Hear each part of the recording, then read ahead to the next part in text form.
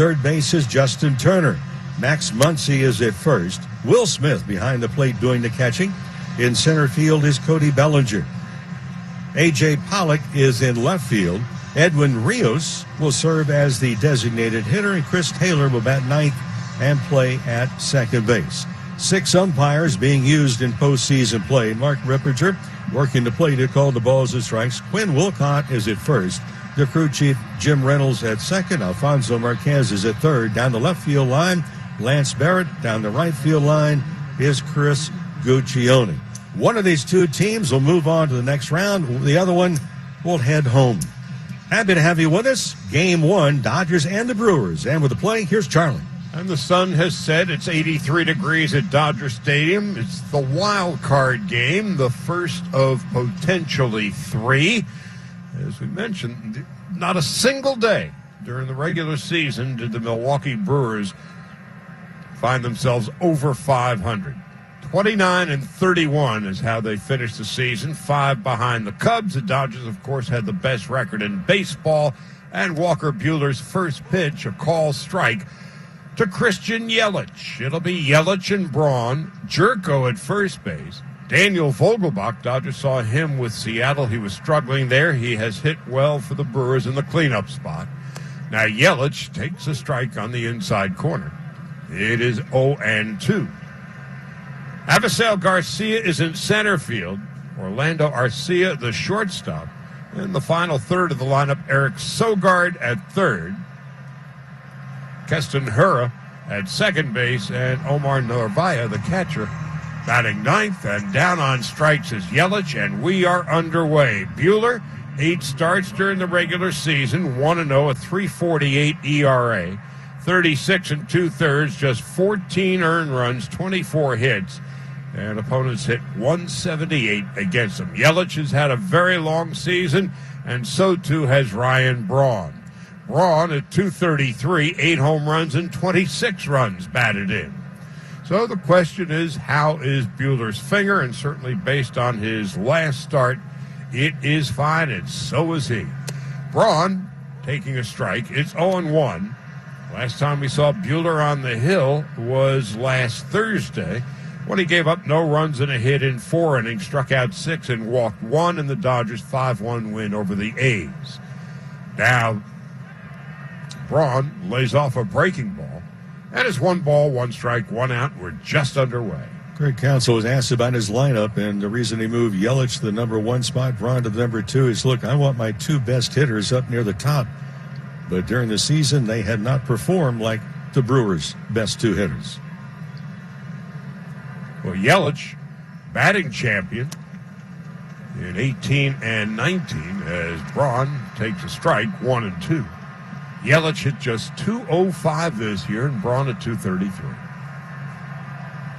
Jed Jerko on deck defensively for the Dodgers tonight. They're playing essentially straight away for Braun.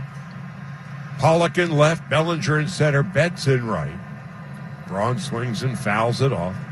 Justin Turner at third, Corey Seager at short, Chris Taylor at second base, Max Muncy at first, and Will Smith is behind the plate. But the outfield is the opposite way. Bellinger's way over in right center field. Pollock, the left fielder, is about 120 feet off the foul line. And Bellinger in basically right center is very deep, so they're going to foul back. Braun on the year, 233, 8 home runs, and 26 runs batted in, 7 doubles and a triple. It just comes out naturally on the year. In this 2-month season, we're in the pandemic playoffs. Dodgers with the best record in the game. That's low and outside. 2 balls, 2 strikes to Ryan Braun. So they have home field advantage, but had it been the regular season, they would have been, had it been a regular season, they certainly would have had some time off. So instead of winning 11 games to win the World Series in October, they must win 13. Braun swings and misses on a slider, dropped by Smith, throws to first to complete the strikeout. 2 up, 2 down in the first.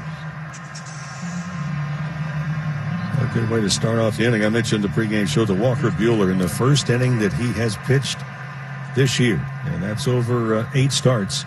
His batting average against is .074. Hitters are now just 2 for 29 in the opening frame. 2 out, nobody on. Jed Jerko coming up. Go 248 with 9 home runs, 17 runs batted in, and he launches one to left field. Back goes A.J. Pollock. He's there to make the catch, and the inning is over. Hard line drive, but Pollock's able to track it down. No runs, no hits, no errors, nobody left after the first half of the... Betts finished the season at .292 with 16 home runs and 39 runs batted in.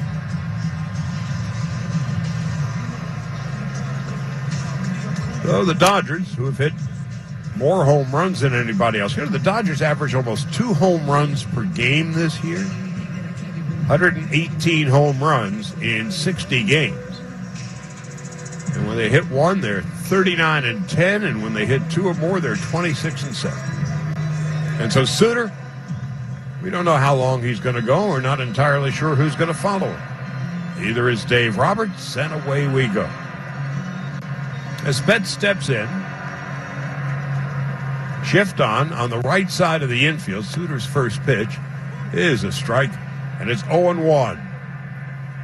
Defensively, Eric Sogard at third base. Arcia is the shortstop.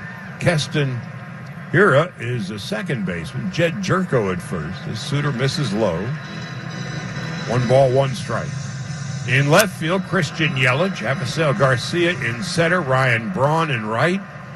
Omar Narvaez is the catcher. Now, Betts takes inside 2 balls and 1 strike. We know about Suter. He likes to work rapidly in between innings. And again, he's going to keep the hitters off balance. As Betts takes inside 3 balls and 1 strike. Harris said this is a dream come true. He says yes out of default because we have some guys that are injured. But the fact that the Brewers are giving me the ball game 1, indeed, a dream come true. Well, the Brewers' best starter and their best reliever are both on the shelf as Betts whistles a line drive foul of the third base line. Count is 3-2.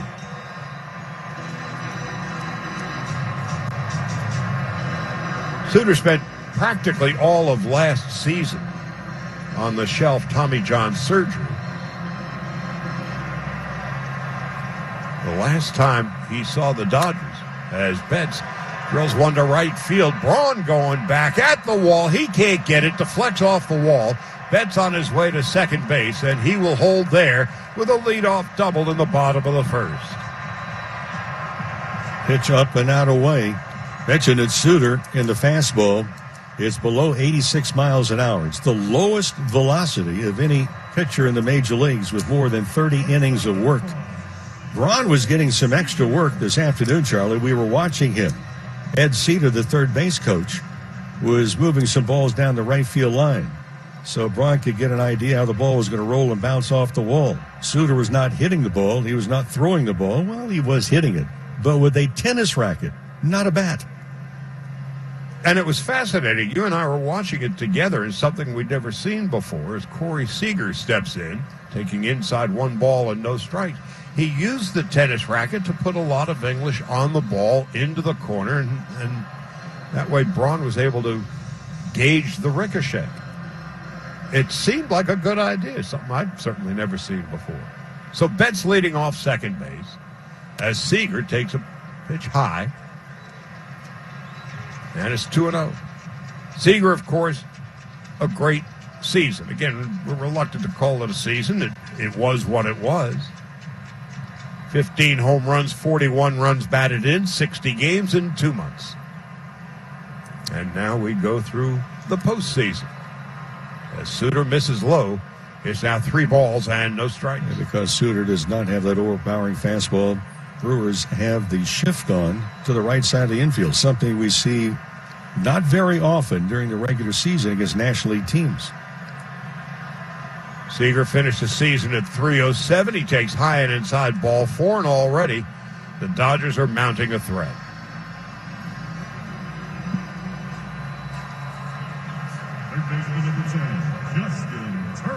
We mentioned in the pregame, this really is a David and Goliath matchup, and David occasionally wins, but usually it's Goliath. So we'll see. As Justin Turner steps in, Turner .307 with 4 home runs and 23 runs batted in. Turner turns 36 next month. His contract is up at the end of the season, but he's had a great year. Betts leading off second, Seager off first. Turner taking outside, 1 ball and no strikes. Got Muncy on deck. Dodgers this year, when scoring first, are 31-8. They got a threat going here in the first as Turner takes a strike on the outside corner. It's 1-1. Talk about Dave and Goliath again for Craig Counsell. So look, the Dodgers are a great team. We're here. We are trying to shock the world. If they win, they will.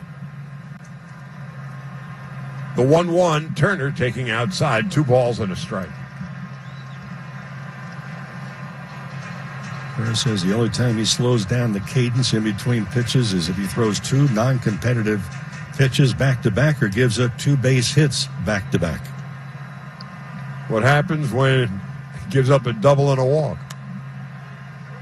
Fastball such that it is popped into short right. Here the second baseman retreating and making the catch. First out of the first. Max Muncy coming up.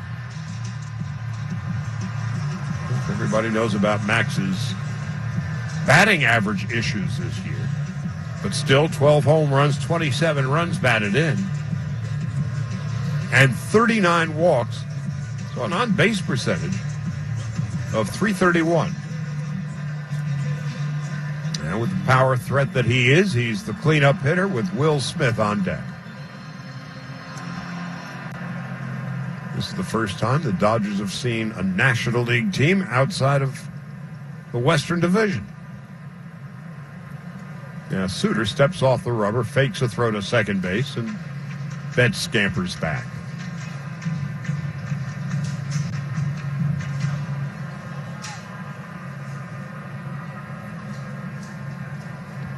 Muncy awaits. Here's the pitch. There's a strike through the heart of the plate. And it's 0-1. Shift to the right side. Sogard, the third baseman, is about 25, almost 30 feet off the bag, but he has to stay close enough to the bag in case Mookie Betts were to take off from second base. No balls and a strike. Suter delivers. Muncy takes low. 1 ball, 1 strike. Let's see with the reverse splits. Actually hit a little bit higher against lefties, 239 than he did right-handers. Oddly enough, just 169, but most of the home runs, 8 of the 12 against right-handed pitching. Sogard, the third baseman, when last we saw him, was pretty much a utility player for the Brewers. Now Muncy taking under the knees, checks his swing, and it's 2 balls and a strike. And a good job by Muncy. That was a changeup and a good one. Suter, the fastball, the changeup, that sinker and slider. 2 balls, 1 strike. Suter set and delivers. Muncy taking high and inside. 3 balls, 1 strike. Suter is flirting with danger. If he walks Muncy here in the first, he will have given up the leadoff double to Betts and then walks to Seager and Muncy with Will Smith, who is red hot in the 2 months of the season, awaiting on deck. The 3-1. Muncy takes low and inside, ball 4, and the Dodgers are being groomed for a first inning. And a big one at that. Now let's see if they can punch the ticket. In the meantime, Chris Hook, the pitching coach, is going to come out and try to settle down Suter's nerves. Well, this mound visit is brought to you by Mark Christopher Chevrolet. Check out postseason specials at markchristopher.com. Will Smith, 289, 8 home runs and 25 runs batted in. Boy, did he finish on a strong note. September hit .348. Here's the other thing about Will Smith. Oh, he may be not long in tooth as far as his major league career, but runners in scoring positions already made a big impression upon his manager and his teammates. He's hit .375 in these spots. He was 9 for 24 this year.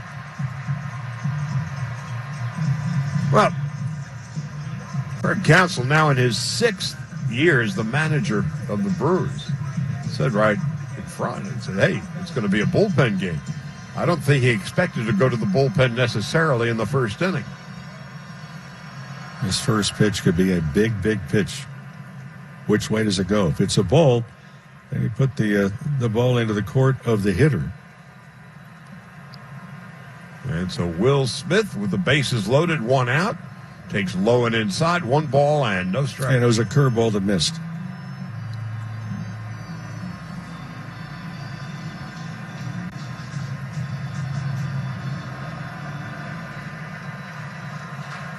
Smith, 8 home runs, knocked in 25, takes low. It's 2 balls and no strikes.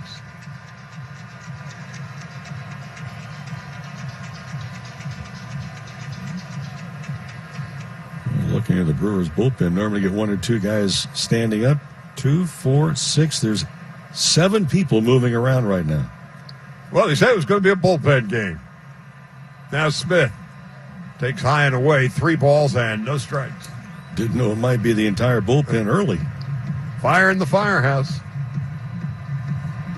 Just a shot at Craig Counsell leaning over the railing in the first base dugout, already looking at his shoes. An ominous beginning for the Brewers. The 3-0, Smith takes outside, a 4-pitch walk, and the Dodgers take a 1-0 lead in Game 1 of the wild card game. And Charlie, if you're looking at the at-bat that Will Smith had, and we're talking about Suter will slow the game down if he throws some non-competitive pitches. Well, there were 4 in a row there, and he goes about 15 feet behind the mound. So Counsell goes to the Wolfman telephone, and he slams the phone door shut. He's already cranky, and those 7 relief pitchers you were talking about, now they're scurrying about, and somebody's going to soon pick up a ball. Bellinger with the bases loaded takes low. 1 ball, no strikes.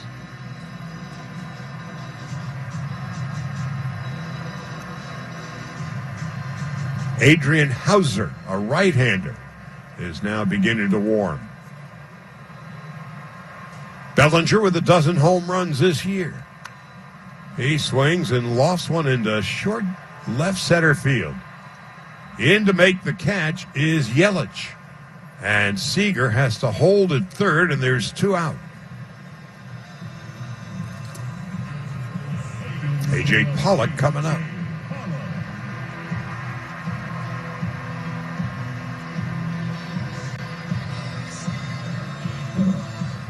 So this is already a very big batter in this young game. The Dodgers with a chance to blow it open. And yet if Suter gets out having surrendered just 1 run, he's in clover. Absolutely. Well, before Pollock got to home plate, Mookie Betts, who scored on that walk, had a brief conversation with Pollock about what to look for. Mookie does that better than any leadoff hitter I think I've ever seen. He's a coach as much as a player out there. As Pollock takes high and away, 1 ball, no strikes. Sharing information. Good teams do it a lot. Dodgers do it every night. And several players have gone out of their way to talk about what Betts has meant to them and their offensive approach. Will Smith being one of them. Now Pollock takes low and outside. 2 balls and no strikes. The Dodgers have had plenty of hitters' counts. In case you're wondering, Dodgers postseason history, 4 grand slams. The last, Kike Hernandez, 2017 NLCS Game 5 at Wrigley Field.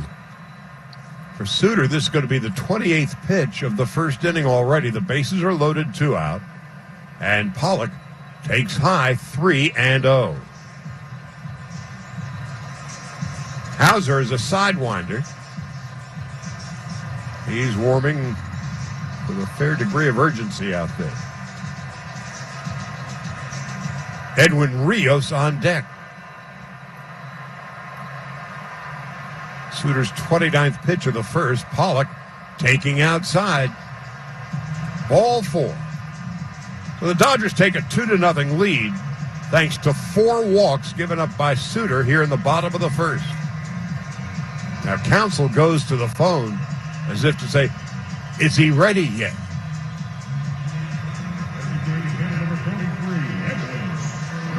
Now Rios coming up. Well, for Counsell, he's going to stay with it because this is a lefty-lefty matchup. He would rather at least do this because, again, going back to what we were saying before that walk, if the Brewers can get out of this inning with just allowing 2 runs, they're going to feel like they're not in bad shape.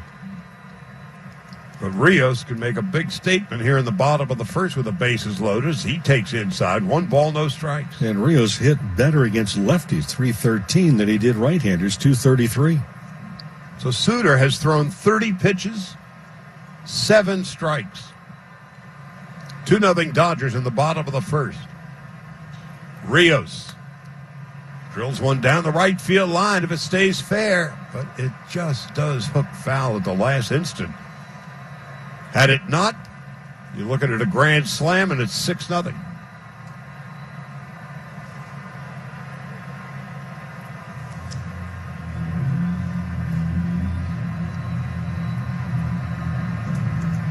Rios in his second season hit .250.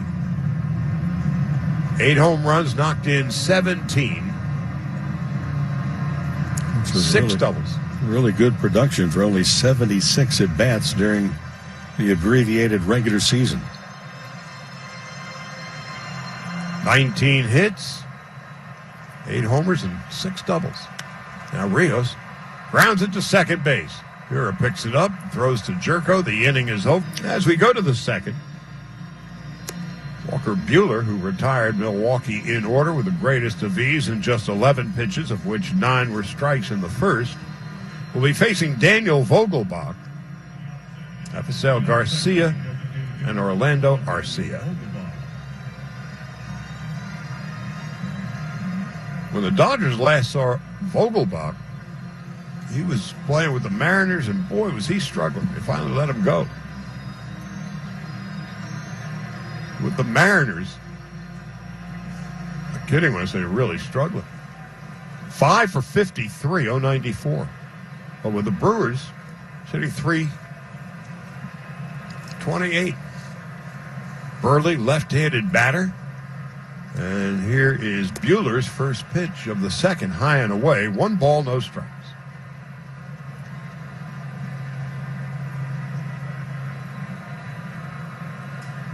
So Suter in the first inning, 32 pitches, only 9 strikes, and got away with giving up but 2 runs. As Vogelbach takes a strike, it's 1-1. The Brewers, they're down 2-0, but it could be much, much worse, especially with 4 walks issued.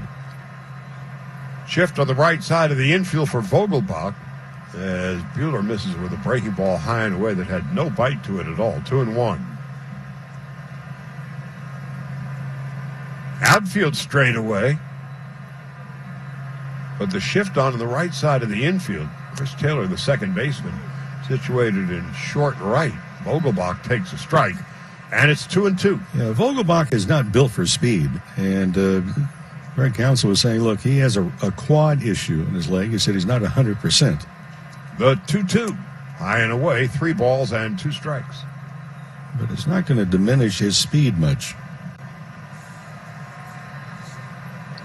The way he's built, it'd come off even money with a Sherman tank. 3-2, Buehler into the wide, and here's the pitch. Fastball swung on and missed, strike 3. That's the 3rd strikeout already for Buehler out of the first 4 batters he's faced. 96 on the radar gun. As the official grocery partner of the Dodgers, Smart and Final has everything you need to knock game day right out of the ballpark. Smart and Final, 1 trip, and that's it. Abisail Garcia stepping in. 238 with a couple of home runs and 15 runs batted in. Dodgers near the top of every important statistical category, hitting and pitching. Milwaukee, completely the opposite. Garcia takes a strike, and it's 0-1, a fastball at 97. The Brewers team batting average .223, 12th in the league. 12th in runs, 11th in hits, 8th in home runs. As Garcia takes outside, 1 ball, 1 strike. Dodgers team ERA 3.02, best in the National League. Milwaukee 4.16.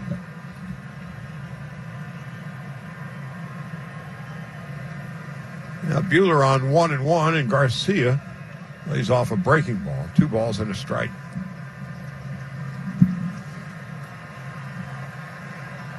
Dodgers 2-0. Just beginning the top half of the second inning.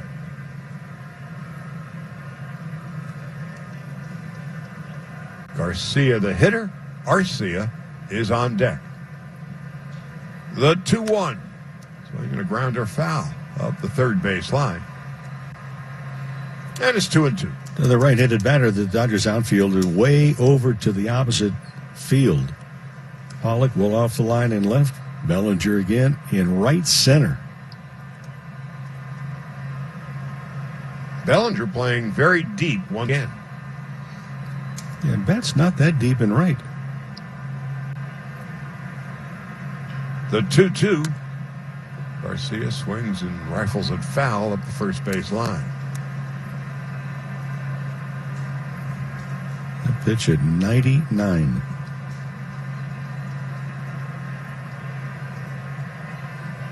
So again, last Thursday, in his final tune-up, Buehler was on top of his game, and he has brought his A game with him tonight early on. The 2-2, breaking ball outside and low, 3 balls and 2 strikes. Avisail Garcia.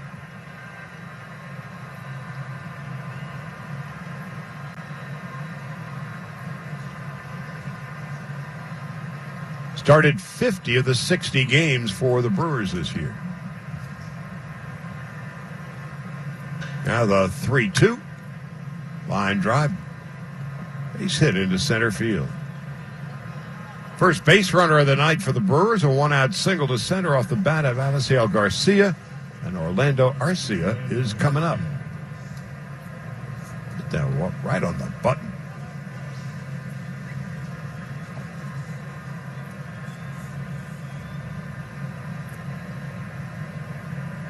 Arcia appeared in 59 of the 60 Milwaukee games this year.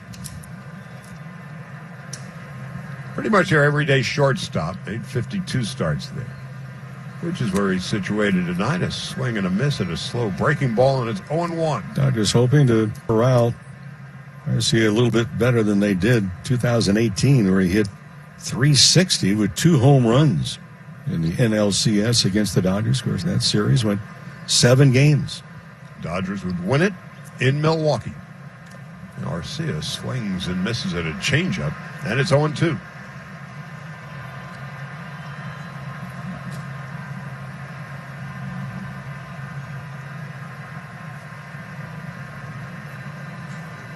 Arcia finished the season strong. Last 20 games, hit over 300.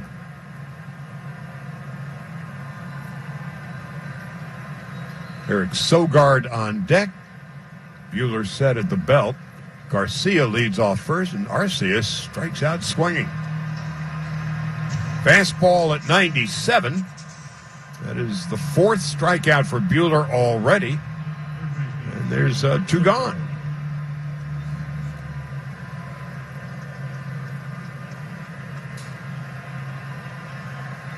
Eric Sogard coming up.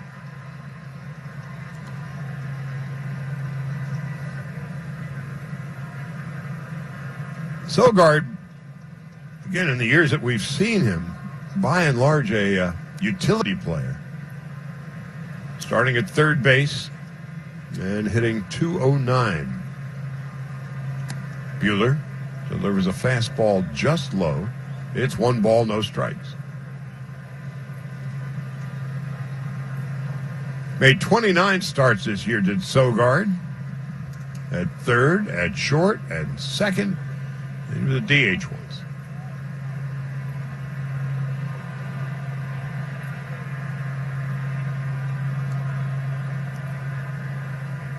Sogard was involved in that LCS against the Dodgers a couple of years back.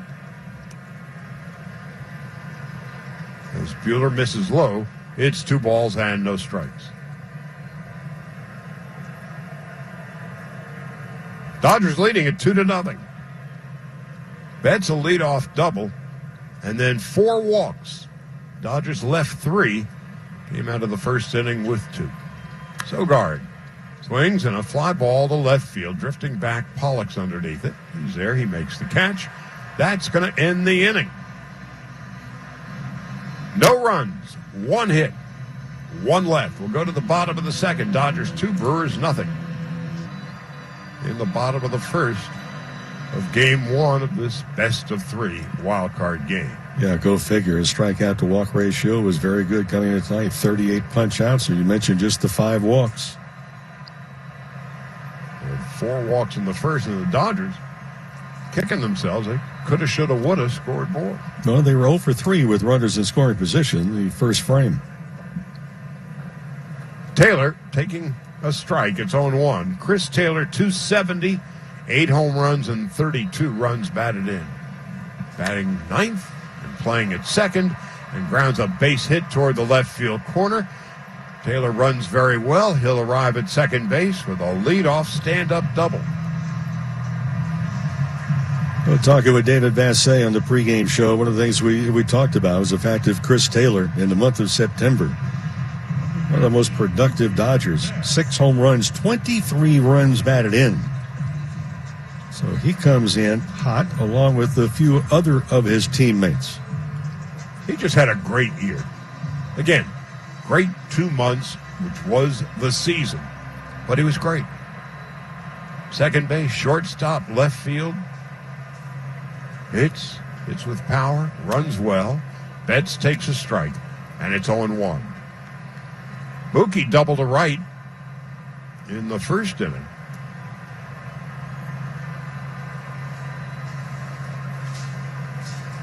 Finished the year at 292. He swings and misses it. What passes for a fastball.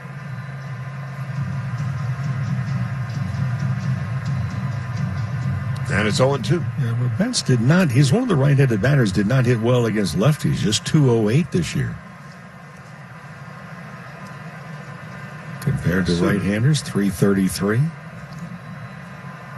Peter steps off the rubber, fakes a throw to second, gets Taylor back.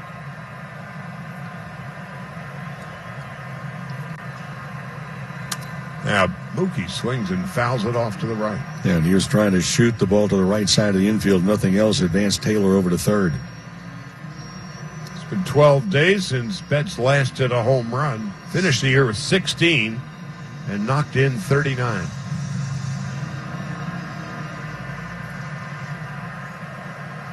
No balls and 2 strikes. Taylor leads from second. Betts taking outside. 1-2.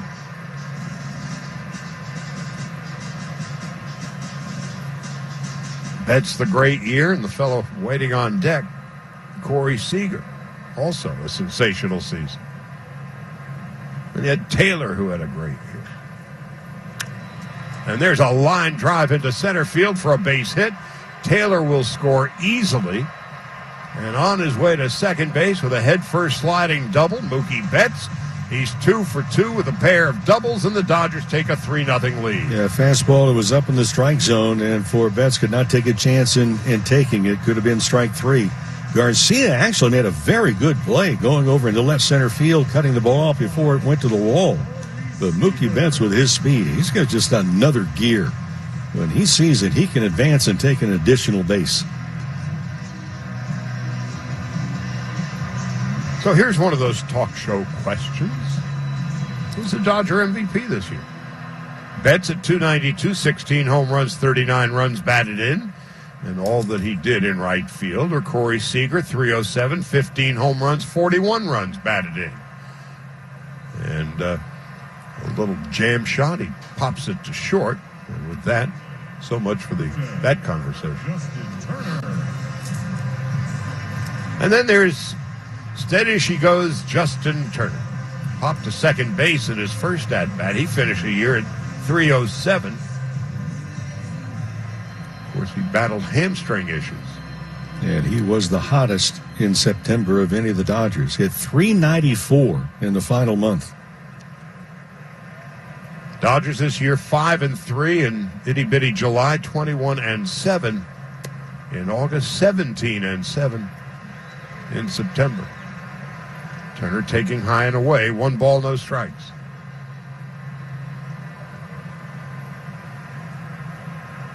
While it wasn't quite wire to wire, the Dodgers were essentially alone at the top the final month and a half of the season. Turner pops it foul to the right, and it will find its way into the empty stands. It'll take a while for somebody to pick up the souvenir, and probably a security guy much later on in the night. Sharon, a lot of the research that you and I do, and every broadcaster does, you start to look around for different views of the team that maybe even you're covering. And I thought it was actually Suter had a very good explanation of the Dodgers and facing them. The 1-1, Turner swings and misses. It's 1 ball, 2 strikes. So this is an opposing player, the pitcher, who's going to face them tonight. And Suter says the Dodgers have plate discipline, and they are good at strike zone awareness. We talked so many times about that fine line between patience. Suter on 1-2 to Turner. He swings and pops it up to the right into foul territory and once again into the stands. Yeah, patience and aggressiveness. You know, patience sometimes is misconstrued as saying, well, you're just kind of laying back. No, patience in waiting, but still be aggressive in case you get that present a little bit before the holidays. And that pitch down the middle. But I thought there was something. It says plate discipline and strike zone awareness. They don't swing at bad stuff. Yep. Or a Suter, pretty good, bright guy anyway. He's out of Harvard. Well, that explains it. Yep. On 1-2, low and outside, 2 balls and 2 strikes. Adrian Hauser, the sidewinding right-hander who was warming up in the first inning, is warming up again in the second. Back-to-back doubles here in the second inning, and the Dodgers an early 3-0 lead as Turner swings and lofts one into short left center field. And out goes the shortstop, Arcia. In comes Yelich to make the catch, a near collision, and there's 2 out. Now here's Muncy, who walked in his first plate appearance. Dodgers 3-zip, 2 out in the bottom of the second.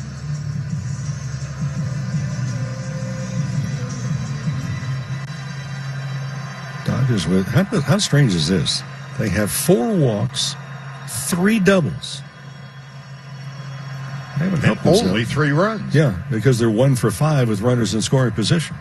Now make it 1 for 6. Now Muncy takes inside, 1 ball, no strikes.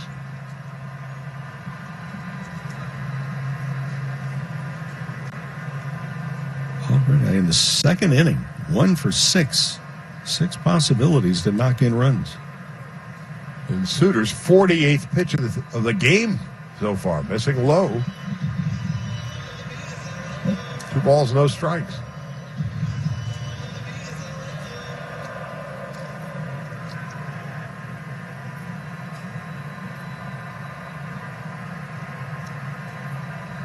Now, Muncy awaits. Lefty against lefty. Suter delivers a strike at the knees. And it's 2-1. It surprises Muncy a bit. Well, it's surprising because he didn't know his knees were that low. Evidently, they moved. 2 balls and a strike. Here's the pitch. Muncy takes high and inside. 3 balls and a strike. Well, if this next pitch is a ball, it will be the last one thrown tonight by Suter.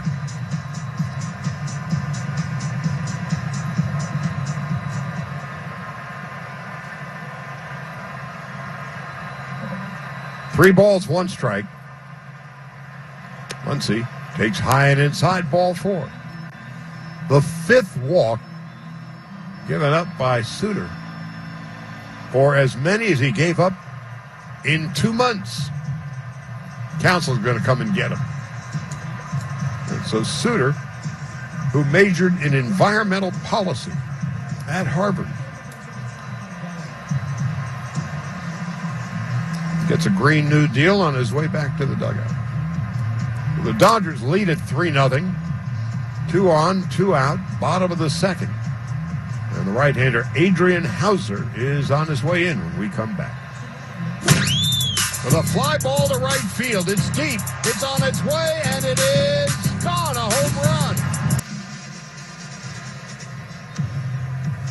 And now it is up to Yardley to contain the damage for Will Smith to break the game open. Smith walked in his first at-bat.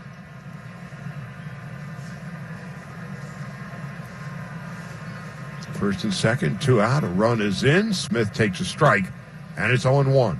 For Yardley, that fastball and slider. But a different arm angle and a different eye level to pick the ball up out of his hand. Basically a submariner. As Yardley misses high and away.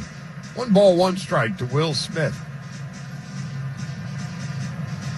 Yardley had a great September. Earned run average of 0.87 in 10 games. Now Smith takes high and away. Oh, it's a strike on the outside corner. 1-2. Smith not necessarily in agreement with the call from home plate umpire Mark Ripperger. So he steps out of the box, takes a deep breath, and now he's back in. First and second. Foul back and out of play.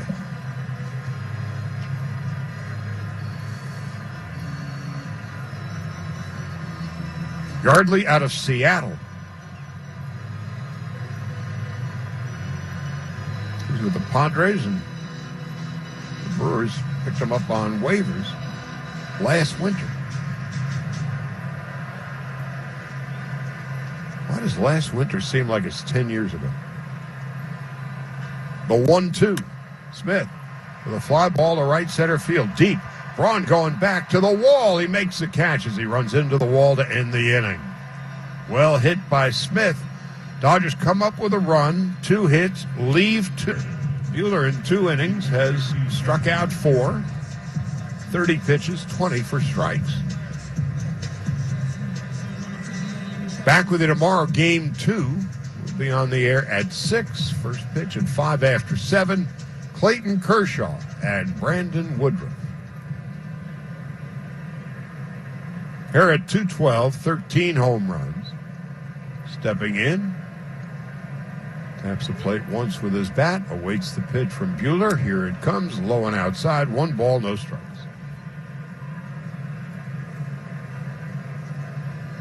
So the Brewers, they come into this series. They're just happy to be here.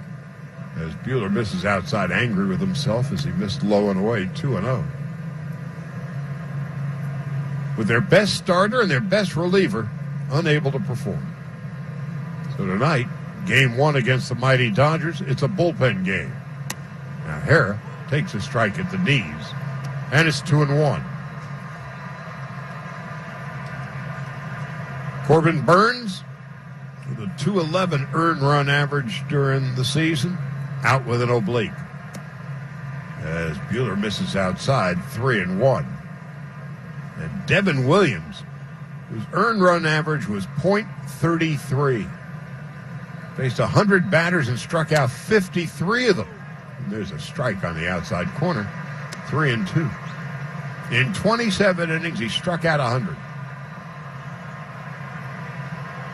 But the shoulder keeps him out. Their best starter, their best reliever, unable to perform. The 3-2, Hara Swings and fouls it to the right and into the stands. They're a local product out of Valencia High School. Then UC Irvine. He was the Brewers' #1 pick, 2017. And he said, yep, I used to attend games at Dodger Stadium. Well, you got Hara, you got Braun, Yelich, all local products. The 3-2. Low and outside, ball 4. Well, that's what you don't want to do right there. For Hara, that's he only walked 16 times during the regular season. 195 official at bats, struck out 77 times, and he's starting off an inning. He's batting 8th. That's not to diminish the fact he can do some damage to you.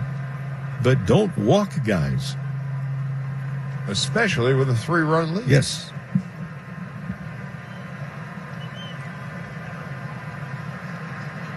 Omar Narvaez, powerfully built catcher, bats from the left side.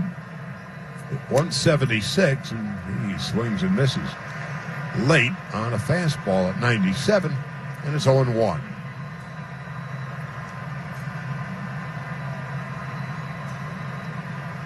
Yelich on deck and Braun to follow. And then Narvaez asks for time, steps out, looks at Buehler, points at his own chest. I called for it. Now he's back in. Buehler's set at the belt and the pitch. Swing and a miss. Fastball at 99, and it's 0-2.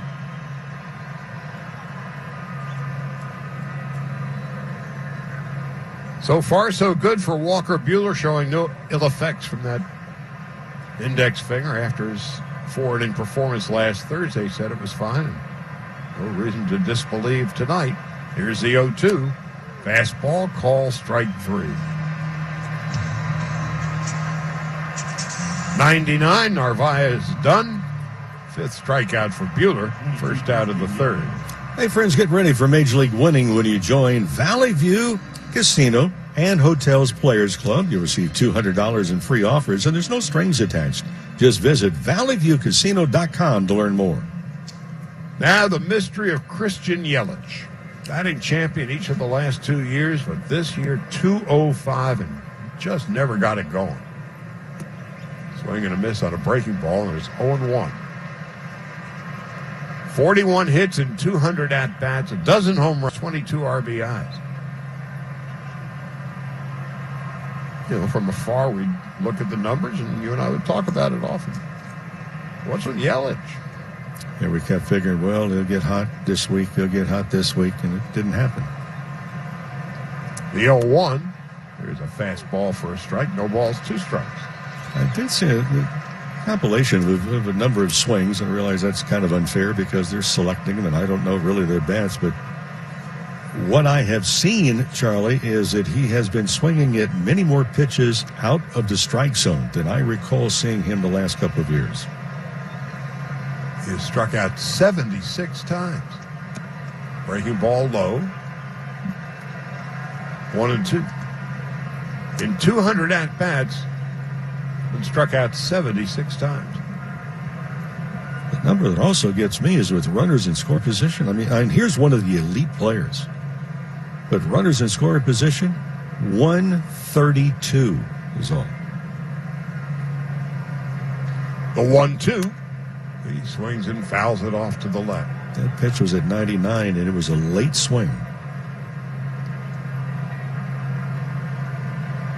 We just saw on the Yeah, monitor, I was going to bring that up.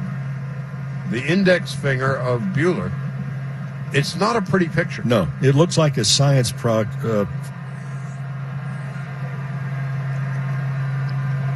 Now the 1-2. Ground ball, right side. Muncy throws to second, out at second, on to first, and it's a wide throw. It stays in play. Force out at second.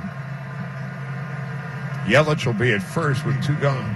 I was going to say the finger looks like a science project that it's still underway. And they tried to put different things on it to heal it, including Stan Johnston, Cowboy Cream. trainer with the Dodgers. And Buehler had several in-depth conversations with the vice president of blisters, Rich Hill. He's actually active chairman.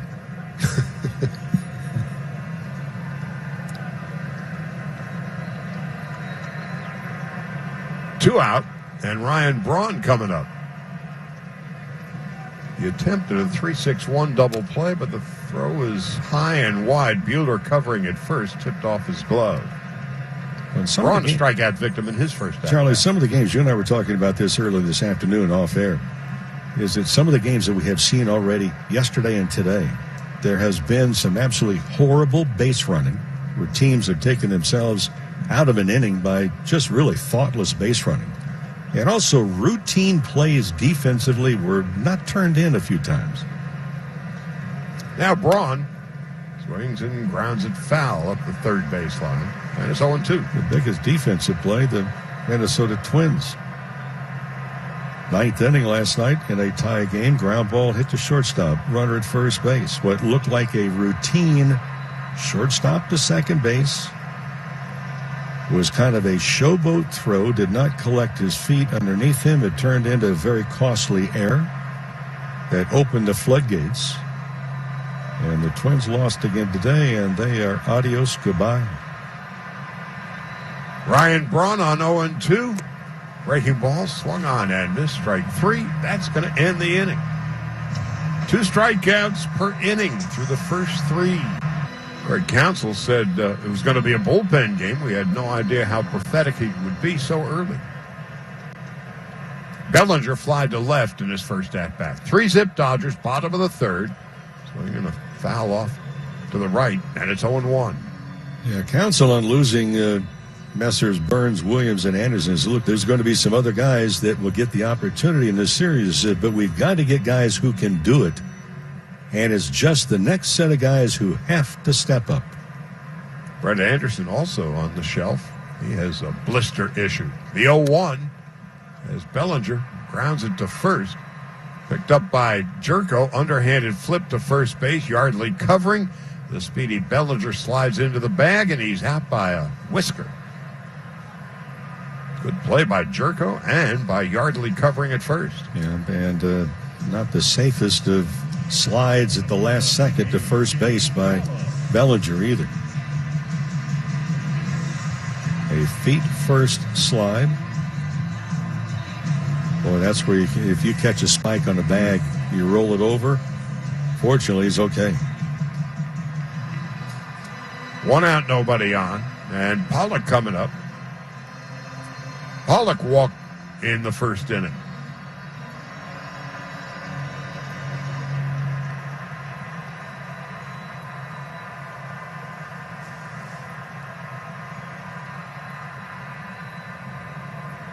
Dodgers have had 8 base runners so far tonight.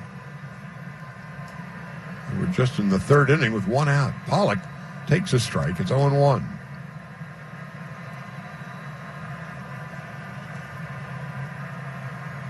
Edwin Rios is on deck.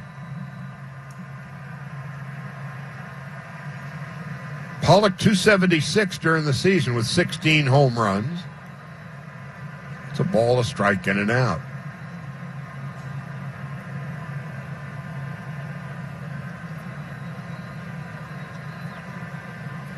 Most of the season, Pollock just hit the ball right on the button.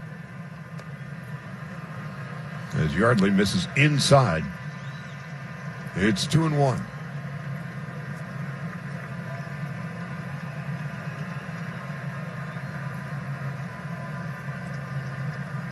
"54 hits, 25 for extra bases." There's a looper into center field, and sprinting in, Avisail Garcia making the catch for the second out of the third. Now Edwin Rios coming up, bounced to second base in his first at-bat. Dodgers 3-0.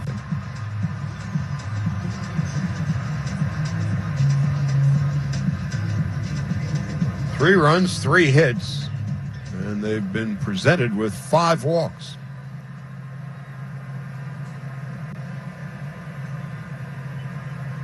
Dodgers certainly with opportunities to score considerably more than the 3. Rios swings and fouls it off the end of the bat. It's 0-1.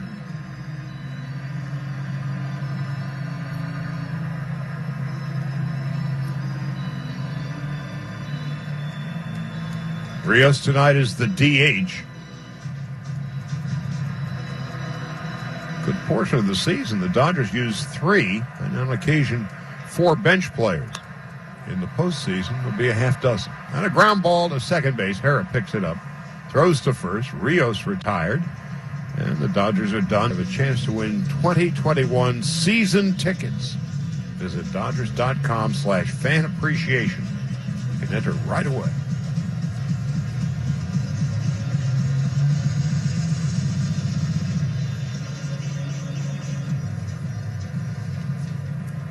So Jerko, built like a fire plug, out of West Virginia, came up with the Padres and takes a fastball for a strike. It's 0-1.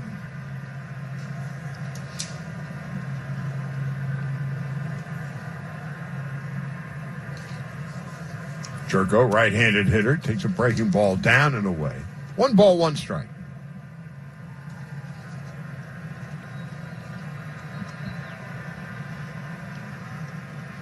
Seventh inning in Cleveland, the Yankees leading the Indians 8-6.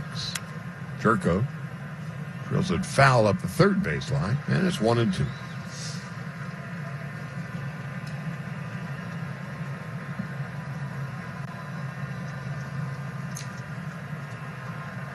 How about the Braves-Reds game today?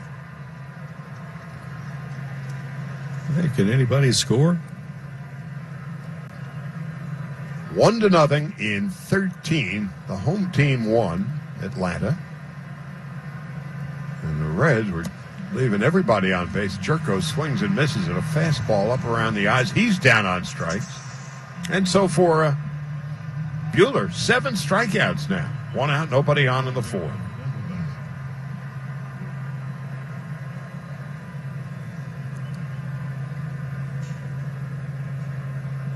Now Daniel Vogelbach coming up. He struck out in his first at-bat.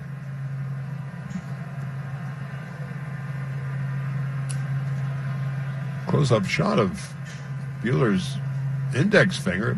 Looks funky, but I'll tell you what, has had no ill effect on his ability to throw the ball tonight. A call strike to Vogelbach. It's 0-1. Yeah, and I was really surprised too, Charlie. That curveball has been pretty good on top of it.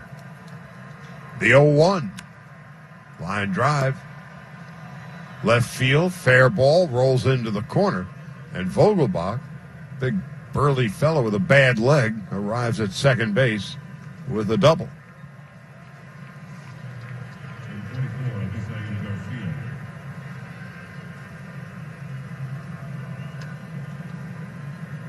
The two teams in that game in Atlanta,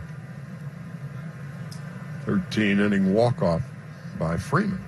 They combined to strike out 37 times, 21 by the Braves.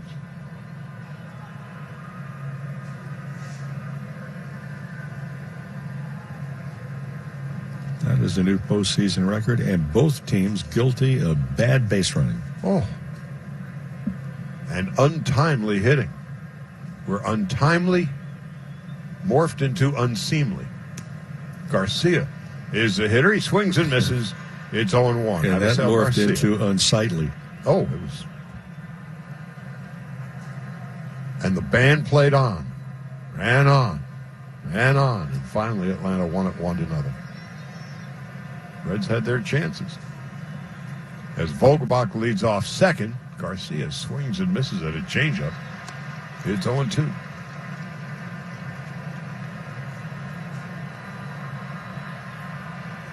So there was some bad base running, both teams in that game. San Diego game. Some bad base running in that one by the Padres.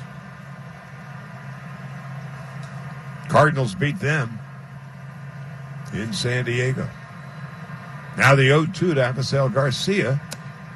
Just outside, 1 ball and 2 strikes.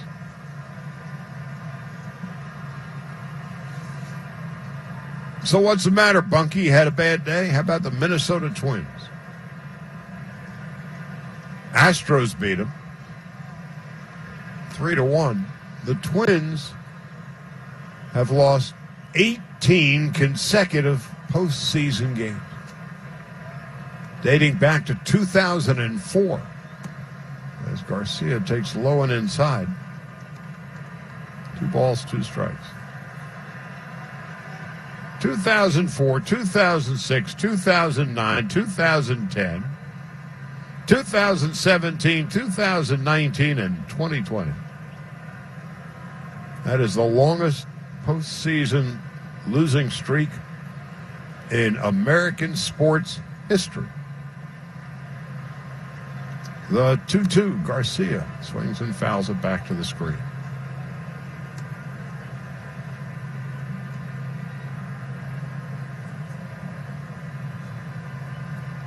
The last time the Twins won a postseason game,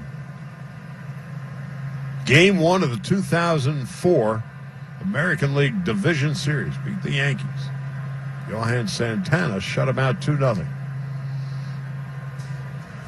And then plenty of nothing ever since.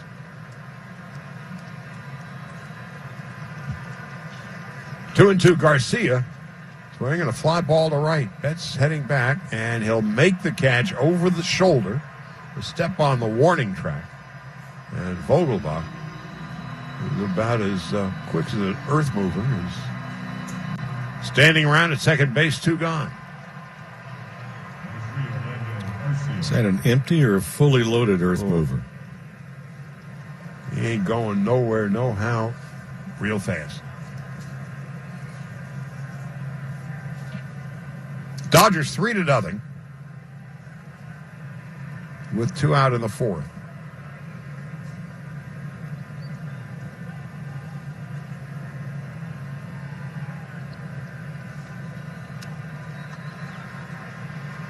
Now, swing and a miss by Orlando Arcia, the shortstop. He struck out in his first at-bat, 0-1. 260 on the year, 5 home runs. He knocked in 20. He turned around and hopefully that for Mark Reppicher also and said, was that a strike? He got a nod in the affirmative. 0-1, Buehler delivers, breaking ball. There's a strike and a beauty. 0-2. And if he asks the same question, he'll get the same answer here too.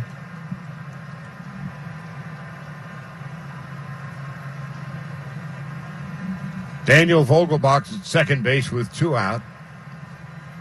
He doubled here in the 4th. Dodgers leading it 3-0.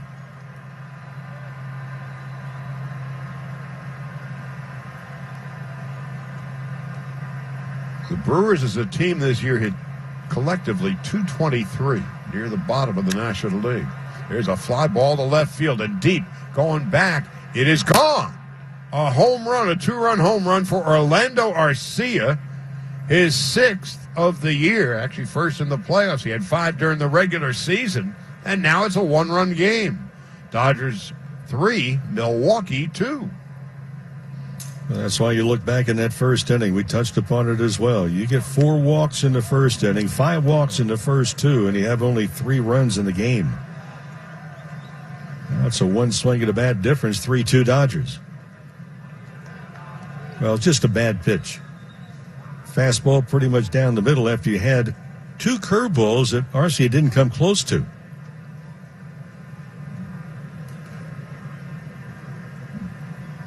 Buehler during the year in 36 innings gave up 7 home runs.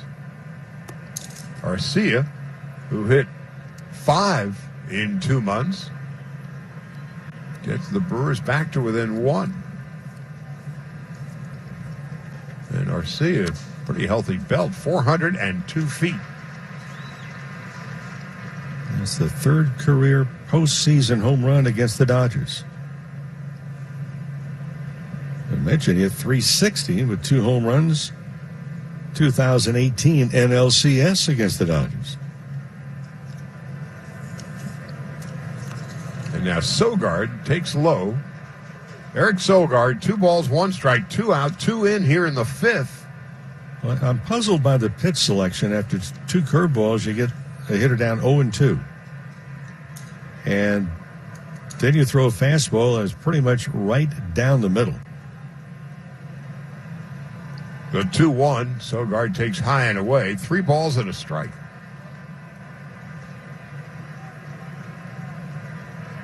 This is where you get into trouble, still thinking about the pitch that was hit out for a home run. You have to let that one go to make sure nobody else gets on base right now.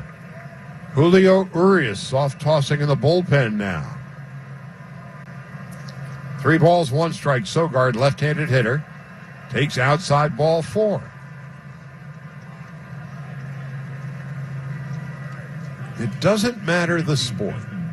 If you've got an underdog down, you better put them out, because the longer they linger, the more they start to feel pretty good about themselves. And you, as the favorite, well, why haven't I put this guy, this person, this team away?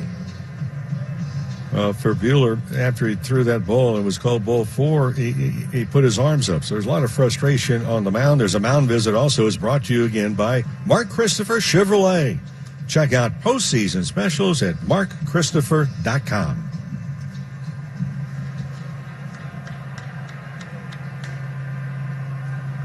Now Keston Hura coming up. He walked in his first at-bat.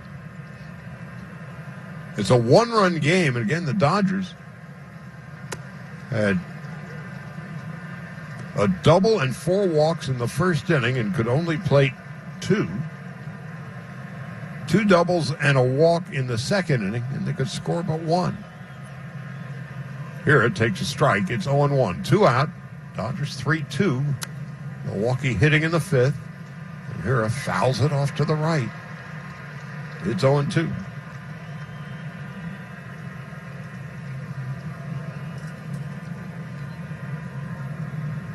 Hira steps out of the batter's box, takes a big deep breath, steps back in, and awaits Buehler's pitch. It's fouled off to the left. Buehler, 71 pitches. He has struck out 7. Given up 2 runs, 3 hits. The Dodgers have 3 runs and 3 hits.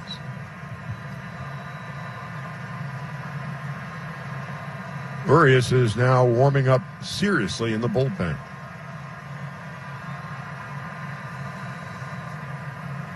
Buehler on 0-2. Quick toss to first base. Back with a head-first slide is Eric Sogard, who has not attempted a stolen base.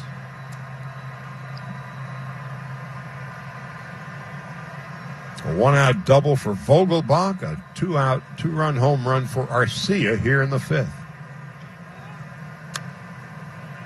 They're going to foul off to the right now to play. Yeah, but Sogard was going on that pitch, especially with the count 0-2.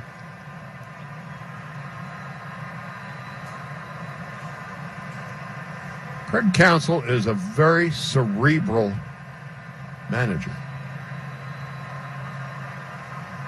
He is not the least bit afraid of doing the unconventional. Now in his 6th season with the Brewers.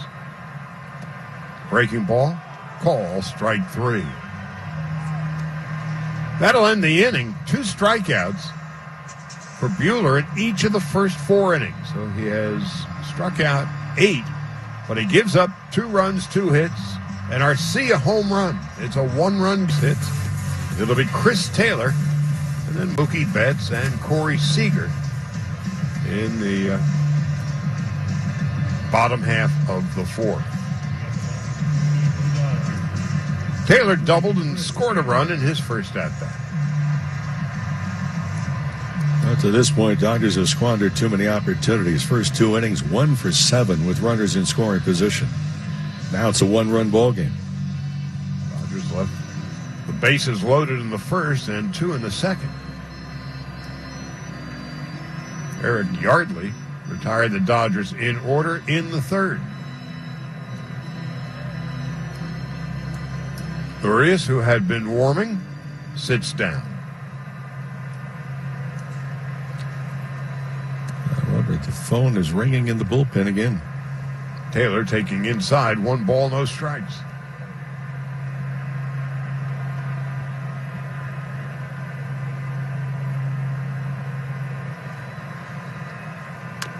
Taylor swings and fouls it off his foot. 1 ball, 1 strike. Maybe they're calling Dodger home plates. So for the moment, Urias sits down. So Taylor now trying to walk off the pain of his left foot as he just fouled it off flush.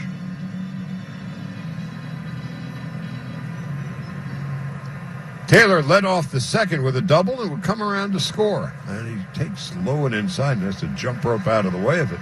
It's 2-1. Second inning, Taylor led off with a double. Mookie Betts, who's on deck, doubled for the second time tonight and drove Taylor home. The 2-1, high and inside, 3 balls, 1 strike.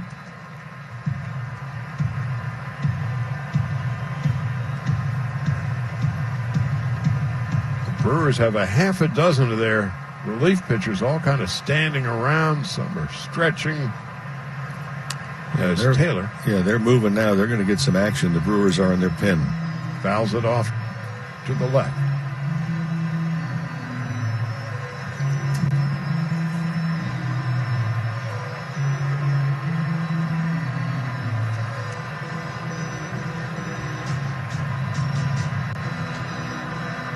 Three balls, 2 strikes to Chris Taylor, leading it off in the bottom half of the 4th. Dodgers 3-2. As Yardley delivers and Taylor fouls it off.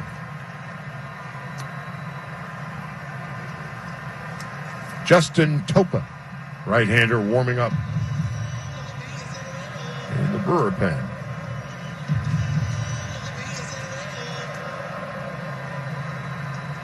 Game 2 of the best of 3 tomorrow. Clayton Kershaw and Brandon Woodruff will be on the air. The Morongo pregame at 6. Taylor takes call strike 3. He's down on strikes. That's the first Dodger to strike out tonight. 1 out, nobody on in the 4th. Hey, friends, at In-N-Out Burger, they never use freezers, heat lamps, or whatever the latest shortcuts may be. Some may call them sticklers for being the old-fashioned way, but they just call it business as usual. 1 out, nobody on. Betts 2 for 2, a pair of doubles, a run scored, and an RBI.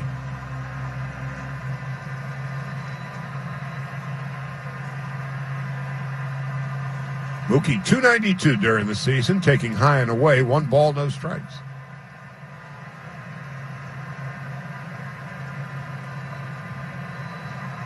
The Dodgers have as dynamic a duo at the top of their batting order as any team in the game, as Yardley misses outside 2-0.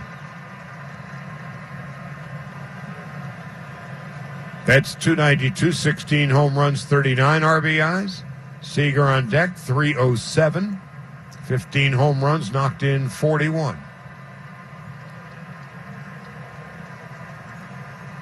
Now Mookie on 2-0. Takes a strike, 2 balls, 1 strike.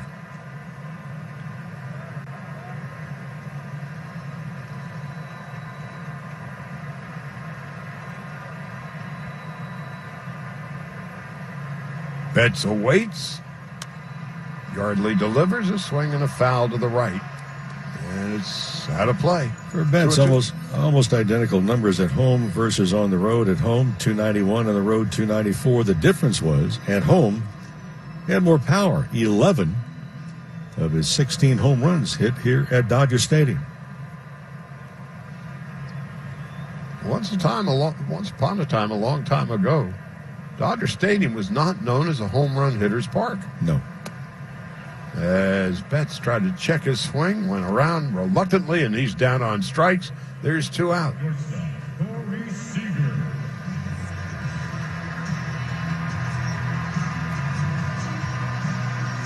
2 out, and Seager coming up. You played at Dodger Stadium when it was difficult to hit them out. Well, it's also, we've only noticed one night, and this was, I think it was Saturday night, was it? Friday night? That we saw there was a lot of moisture on the field. Now Seager, first pitch, Grounds it to first. Jerko has it. Underhanded flip to Yardley. And Seager's done. Dodgers go in order, and we'll go to the fifth. They 2 runs, 3 hits, 8 strikeouts, 2 walks, struck out 2 batters in each of the 4 innings. But he gave up a 2-run home run to Orlando Arcia in the top half of the 4th. And we mentioned in the 2nd or 3rd inning, there was a close-up shot of the fickle finger of fate, that right index finger of Buehler. We're not doctors, nor do we play them on radio or television. But it wasn't a pretty sight. No. Looked like it had been caught in a Vegematic. Thank you, Dr. Monday. So Urias is on in relief. And again, we don't know that if that is the reason why that Buehler is out of the game. 73 pitches through 4. Omar Narvaez will lead it off for Milwaukee. And now there's going to be a pinch hitter. Jacob Nottingham is going to bat for Narvaez. And Nottingham takes a strike from Urias, and it's 0-1. For Urias during the regular year, made 11 appearances, 1 out of the bullpen, 3-0 and a 3.27 ERA. Nottingham takes a strike on the outside corner. Quickly ahead is 0-2. For those of you driving around, ESPN now is showing a close-up of that right index finger of Buehler as Urias overthrows a fastball high and away. It's 1 ball and 2 strikes. Nottingham was 9 for 48 in 20 games with Milwaukee. Right-handed hitter, slightly open stance, off the plate. Urias delivers a swing and a foul back.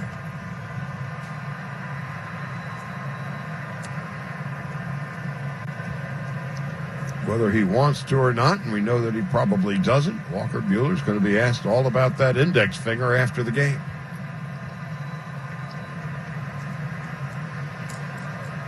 He'll also be asked about, I think, the pitch sequence with 2 curveballs for strike 2 to Arcia, and then a fastball right down the middle. Now the 1-2, Nottingham taking low, 2 balls and 2 strikes. So the Dodgers lead it 3-2.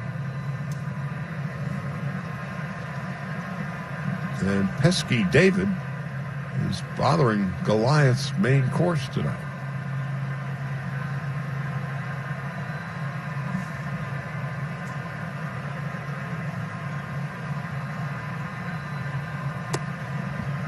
Nottingham swings and misses down on a 94-mile-an-hour fastball. That is the first out of the 5th. Top of the 5th is brought to you by Chevrolet. Find new roads.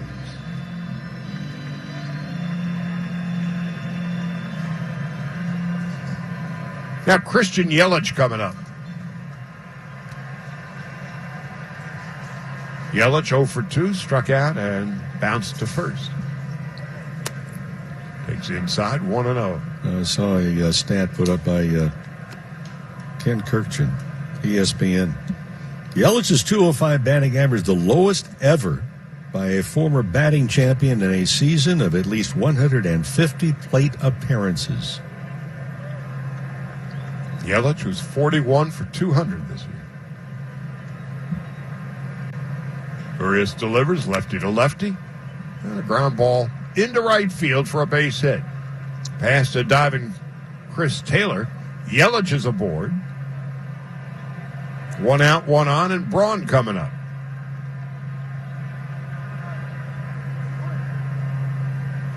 Braun struck out twice.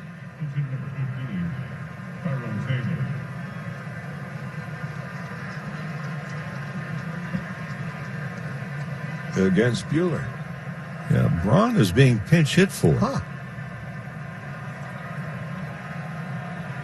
Tyrone Taylor is pinch hitting for Ryan Braun for reasons We don't know. Right-handed batter, Urias throws to first, keeping Yelich close. I figure out, Braun did go to the wall. Ball hit deeply by Will Smith for the final out in the second inning. Braun is on the bench, arms crossed, leaning over the railing of the first base dugout. Now the pitch is low and inside. 1 ball, 1 strike to Tyrone Taylor.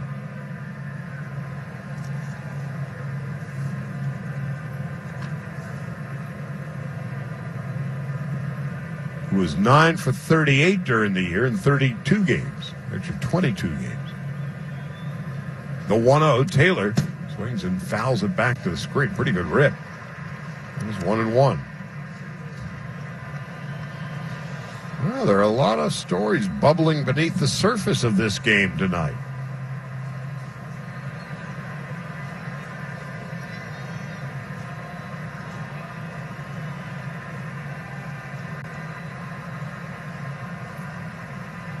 How is Buehler, and what's wrong with Braun? Taylor swings and lines it toward the left field corner, fouled by a foot or two, or that would have been extra bases. So the curveball has been hit hard. It was a curveball that was up out over the plate to Yelich, and this was a 2-strike curveball that bad location. Tyrone Taylor from Torrance. Seeing the replay, Charlie, is that when Braun did catch that ball deep right field off of the bat of Will Smith, he did kind of crash into the wall a little bit, and he winced. So there's something, I don't know if it's a shoulder, oblique, whatever it is, but you figure it's something that the Brewers knew about ahead of time. Tyrone Taylor was on his way to Cal State Fullerton until the Milwaukee Bucks got in the way. The Brewers Bucks.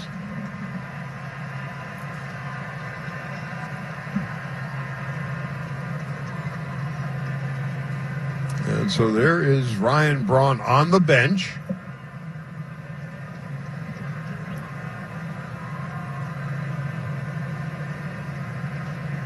And the 26-year-old Tyrone Taylor taking outside. 2 balls and 2 strikes. Taylor had 10 at-bats last year with the Bucks. Second-round pick in 2012. Now the 2-2. He grounds it foul up the third base line. Another note on that home run that Walker Buehler gave up. That's the first time someone has taken a Walker Buehler fastball and hit out of the ballpark since Nolan Arenado did it a year ago, September 2nd.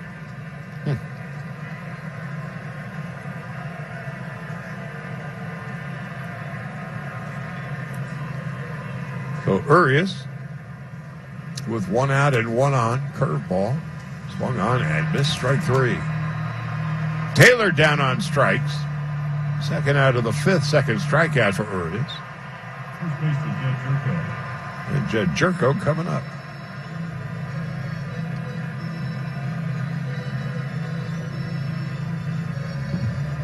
Jerko 0 for 2.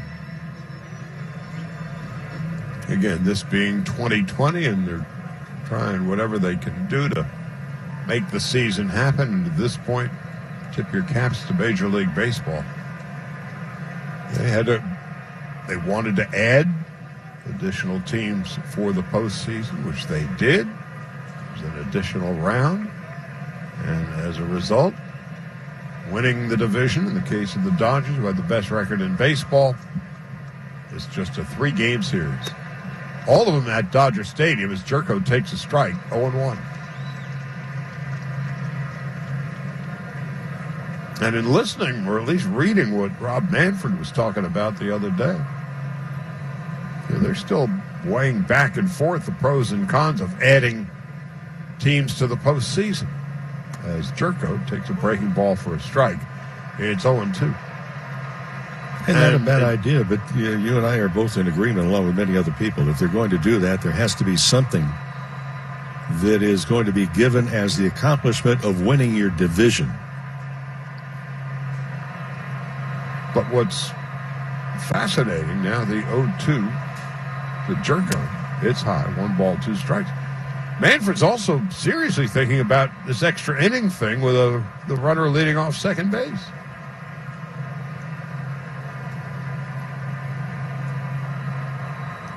That furrowed the eyebrows. Well, especially after so many scoreless innings earlier today. 1-2, toss to first base. Yelich back standing up.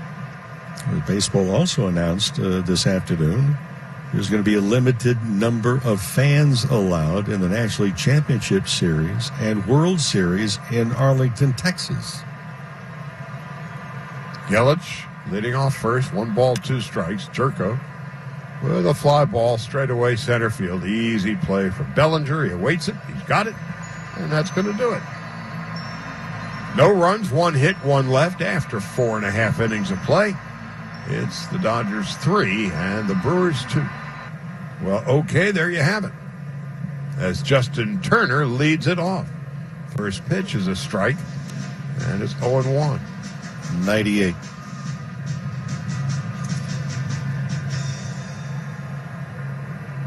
Dodgers 3-2.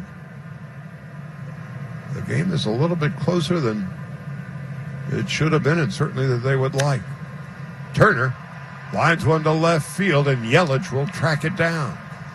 First out of the 5th. First baseman, Max Muncy.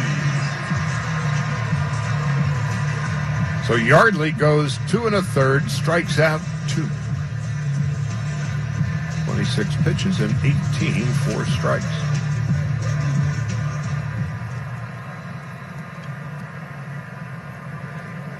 Muncy's walked twice tonight.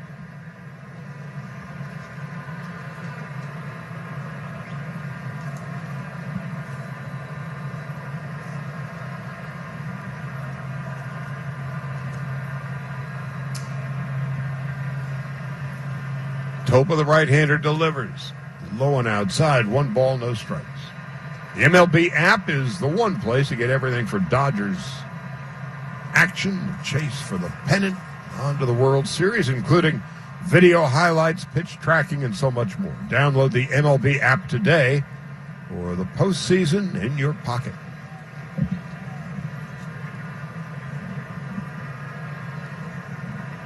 One ball, no strikes. Muncy swings and misses. That was a changeup, and it's 1-1.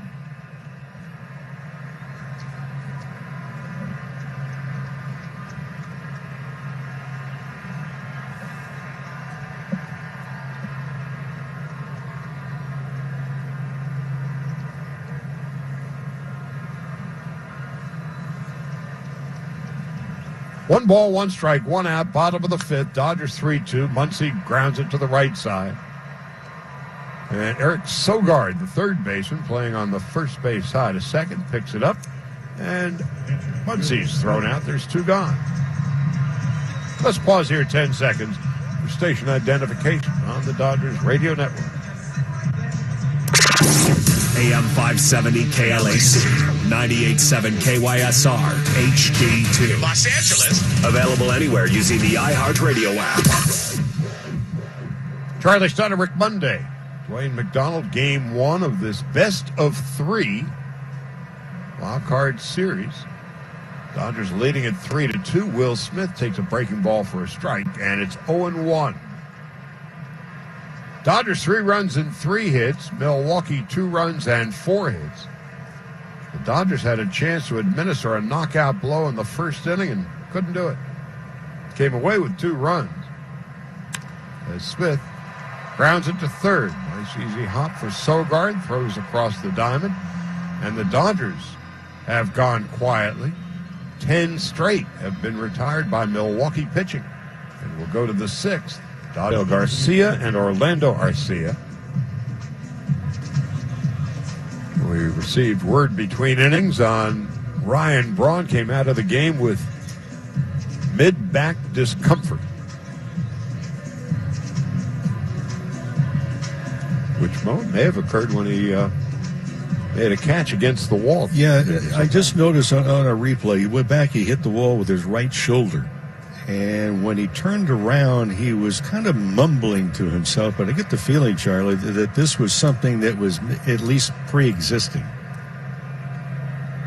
Well, now it's existing. And Vogelbach, who doubled to begin the fourth inning, takes a strike, 0-1. And 1 out later, Orlando Arcia hit a 2-run home run off Buehler. Vogelbach taking low and outside. It's 1 ball, 1 strike. Again, when we saw Vogelbach with the Mariners earlier in this year, he couldn't get out of his own way. And I believe the next day, the Mariners DFA'd him. Swing and a miss, and it's 1 ball, 2 strikes. Vogelbach with the Mariners in 18 games was 5 for 53, 094. But he found a new life in Milwaukee. Curveball swung on and missed, strike 3. That's the first out of the 5th, or the 6th. He didn't just find new life, he found life, period. You're 5 for 54. You don't want to answer the phone. And if there's a knock on the door, you're afraid someone's going to say, telegram. Datagram. Telegram. Avisail Garcia, who has singled and flied to right. Dodgers 3-2, 1 out, nobody on in the 6th. As Garcia swings and fouls it off to the right, it's 0-1. Garcia's going to need a new stick. And he'll need a few minutes to let the right hand stop vibrating, because he was just thoroughly jammed.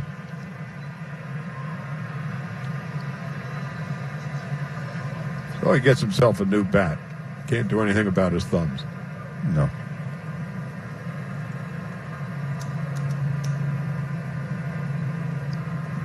There are sometimes you get jammed, it's like, what was I thinking to even swing at it? Crazy 8s in Cleveland. They're playing in the top of the 8th. The Yankees and Indians are tied at 8. The 0-1, Garcia takes a fastball through the heart of the plate at 94, and it's 0-2. That's the lingering effect, I think, Charlie, too. I mean, your right hand, you just got thoroughly jammed. You broke your bat, and you take a pitch right down the heart of the plate. Garcia on 0-2 with 1 out in the top half of the 6th. Urias on in relief of Buehler. And the 0-2 is low and outside. 1 ball, 2 strikes.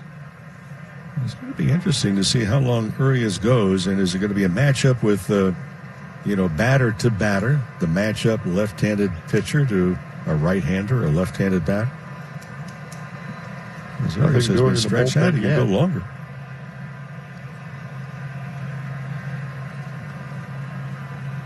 The 1-2, Garcia taking low and inside. 2 balls, 2 strikes. Garcia came up with the Tigers and to the White Sox last year in Tampa.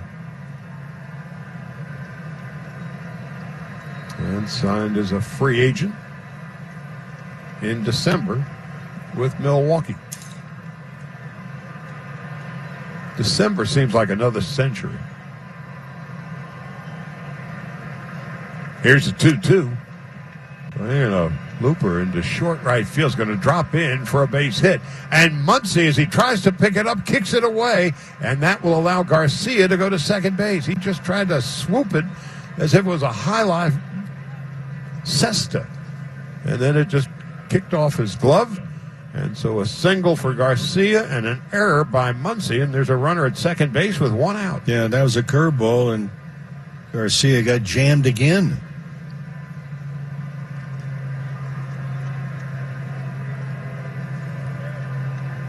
So the tying run is in scoring position.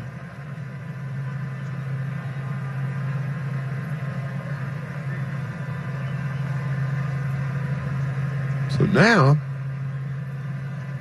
the Little Davids of Milwaukee, they're showing some serious emotion in their dugout. Garcia's at second base, and Orlando Arcia takes a curve for a strike, and it's 0-1.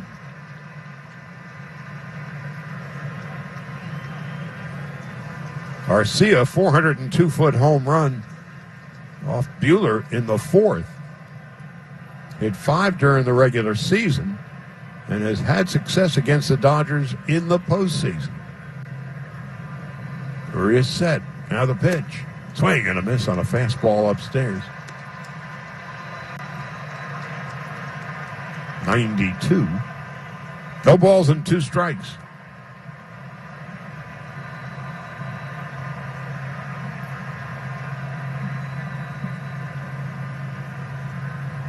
Eric Sogard is on deck. Urias set at the belt. Garcia leads from second. Pitch is low and inside.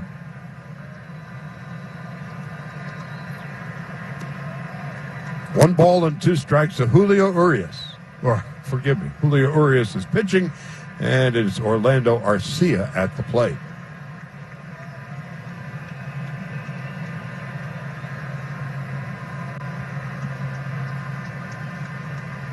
Urias, 30 pitches, 20 strikes, 10 balls.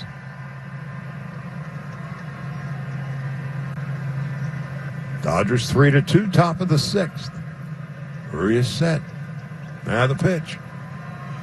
Swung on and missed, strike 3. The curveball has been a very effective pitch for Urias tonight. That's his 4th strikeout. Yeah, especially when you're jamming right-handed batters as he did to Garcia with the curveball. So now 2 out, and Eric Sogard coming up. Now let's see if Urias can get out of the jam. And he's the guilty conscience of Max Muncy. It's not the shift, but it is an exaggerated pull with Taylor out and the second baseman about 15, 20 feet in the outfield grass. And Seager's about 3 feet to the third base side of second. And a curve low, 1 ball, no strikes. You know, earlier we were talking about the ball not flying out of here in the past, and tonight is a little bit, but not like we saw last week, one game. There's a lot of dew that was falling at night, and you could see the footprints where guys would walk across the wet grass, the damp grass, pick up the dirt, and then you could see the footprints going across the grass. Not quite tonight. Now Sogard takes a fastball for a strike. And it's 1-1. I raised the issue a few years ago when we started talking about it. Okay, it may be a little wacky, but perhaps there's climate change involved because... Charlie, I absolutely agree, because I remember playing here, is that from the 7th inning on, the bottoms of your shoes going back and forth to the outfield would get damp. 1 ball, 1 strike. Sogard swings and fouls it to the left, 1-2. Many times you would pick up a ball that was hit to the outfield. It had been rolling on the grass. You could see a little rooster tail coming up. Not as much as it had been raining recently, but you would pick up a ball that had moisture on it. The marine layer simply doesn't exist the way it used to. Certainly at Dodger Stadium. And that way also down in San Diego when you think about it.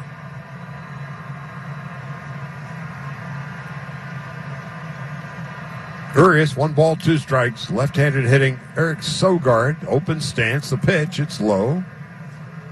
2-2.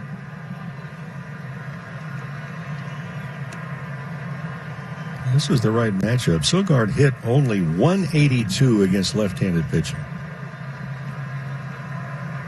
Tonight he is flied to left and walked.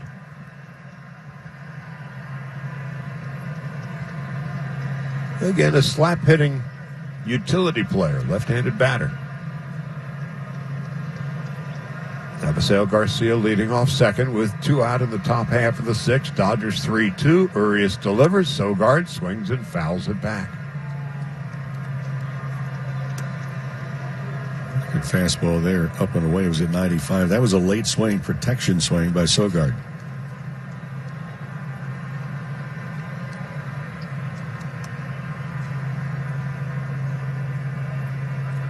Appeared in 43 games for Greg Council's club. Made 29 starts. Third base, shortstop, second base, even DH'd once. 2 balls, 2 strikes, 2 out. Urias set at the belt. Now here's the pitch. Fastball just outside. 3-2. That was a 95-mile-an-hour fastball. That might have been the fastest pitch he has thrown to this point.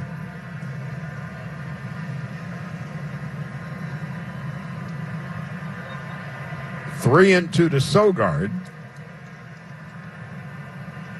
Castanera is on deck. The 3-2. Little chopper back to the mound.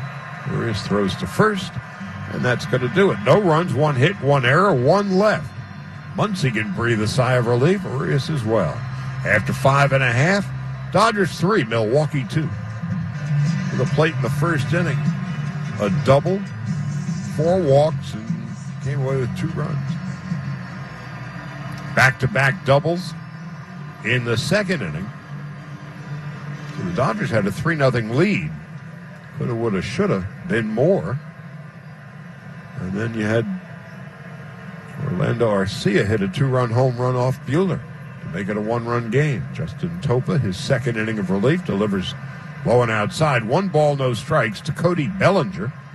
It'll be Bellinger and Pollock and Edwin Rios hitting in the 6th. Dodgers need some breathing room here. Topa delivers. Swing and a miss. 1 ball, 1 strike.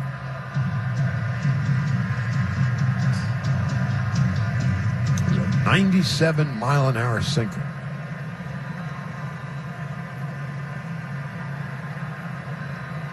Speed plus gravity beat Bellinger.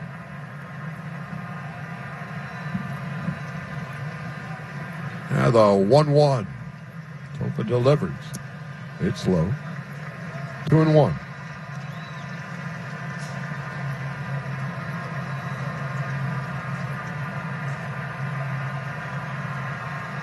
This Brewer team this year didn't spend a single day above 500. The 2-1 Bellinger swings and drills one into right field for a base hit. Hard line drive single to right off the bat of Cody Bellinger, beginning the 6th. Yep, they didn't spend one single day above the 500, but they're only 1 single run behind the Dodgers. And so if they should happen to pull off the upset tonight, it would mark the first time all year they were over 500. A.J. Pollock has walked and flied to center.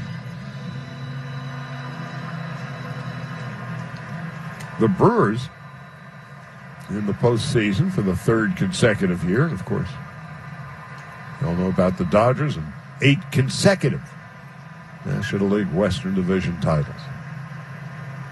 Pollock has walked, flied to center. Topa, right-hander, set at the belt. Now the pitch. Inside and low, 1 ball, no strikes.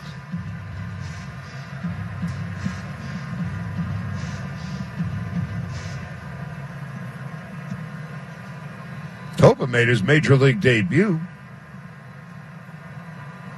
3 weeks ago.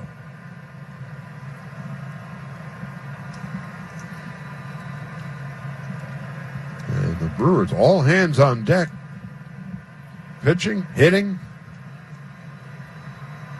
They entered this series with the Dodgers. 2 starters down, their best.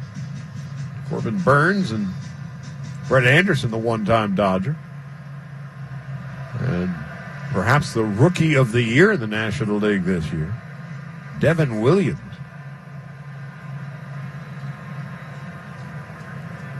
Williams Had an earned run average of .33, faced 100 batters this year and struck out 53 of them.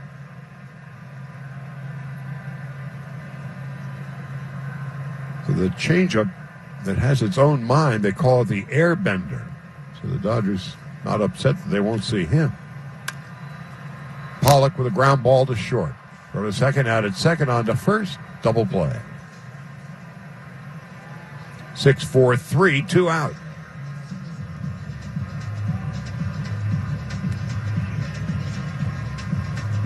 Edwin Rios coming up.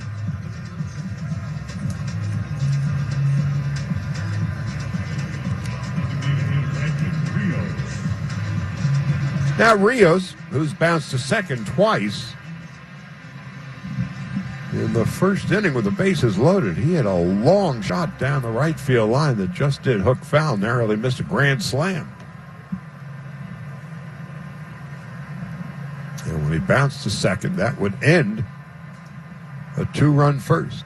Rios taking outside, 1 ball, no strikes. We talked about it back then. They had a chance to deliver a knockout blow in the first.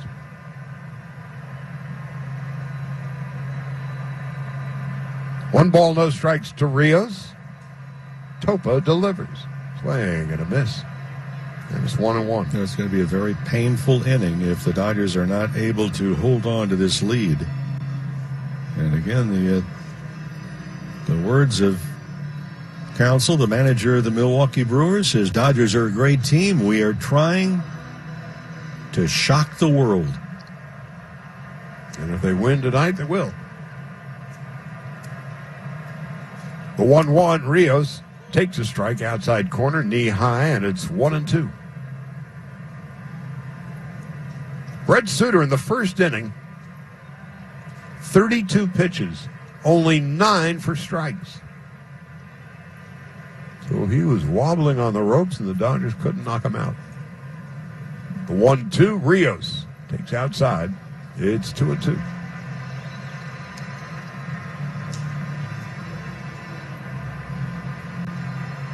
The Harvard-educated Brent Suter would go an inning and 2/3, 3 runs, 3 hits, no strikeouts, and 5 walks. And yet it's just a 1-run game. The 2-2 to Rios. He swings and launches one down the left field line, slicing into the stands.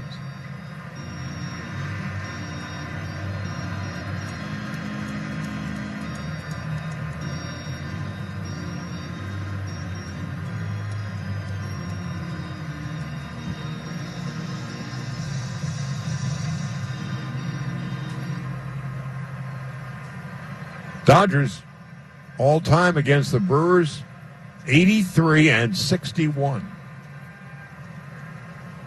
The 2-2, Rios takes low, 3 balls, 2 strikes. Of course, these two teams did not meet one another this year. Of course, this is the only time the Dodgers have played a National League team outside of the Western Division. In this strangest of all seasons. 3 balls, 2 strikes, 2 outs. And for Topa, his 20th pitch, set and delivers. Well, he just grounded foul up the first base line.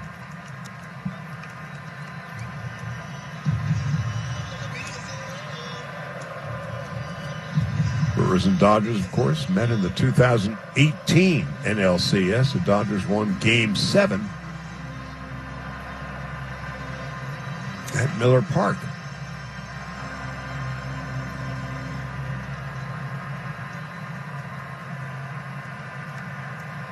Three balls, 2 strikes, 2 outs. We'll do it again. Topa getting the sign from Jacob Nottingham. The pitch. Inside ball 4.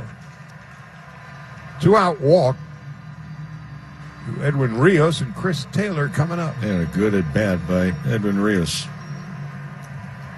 Now, he's worked so hard to earn his way onto this postseason roster in the first round. Dave Robertson, look, there were some difficult decisions to make as to who was going to be on this round, the matchup against the Brewers. Of course, you can alter your roster. Nottingham wants a different catcher's mitt. And in this first round, the Dodgers, most of the 2 months, had 4 bench players, occasionally 3, and would load up their bullpen. But in this first round, the Dodgers have 6 bench players. Peterson, Matt Beatty called up, Keibert Ruiz called up, Kike Hernandez, Austin Barnes, and Terrence Gore. One of the fastest men in the game, basically your designated pinch runner. An occasional defensive replacement. Chris Taylor taking low and inside, 1 ball, no strikes. Dave Roberts talked this afternoon, one of the many difficult decisions that they had to make, and it's going to inform the players, was Dylan Floro. He said, very difficult. We just looked at the matchup. He says, and Floro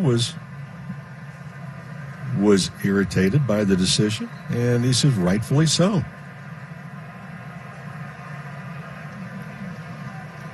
One and 0 to Taylor, breaking ball in the outside corner for a strike. 1-1. And everybody realizes this is 2 out of 3, and then if you are victorious, you move to the next round, and there has to be another roster submitted for that round. Floro, 25 appearances and a 2.89 ERA, and he couldn't make the cut. That hurts. Taylor swings and fouls it back, 1-2. Well, there's so many different things that go into it. It is the matchup. It's not just the numbers. How do you match up against, if you're a pitcher, how do you match up against the hitters on the opposing team? How many left-handed hitters they have? How many right-handed hitters that they have? The type of hitters, fastball, breaking ball hitters. Left-hander Alex Claudio now warming up in the Milwaukee bullpen. 1 ball, 2 strikes, and 2 out. Bottom of the 6th, Dodgers 3-2. Topa set, delivers, and Taylor nubs it foul at the first base line.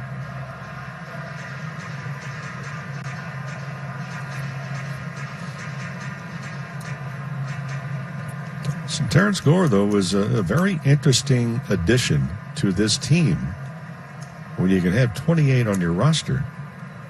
And the speed element could play a big factor.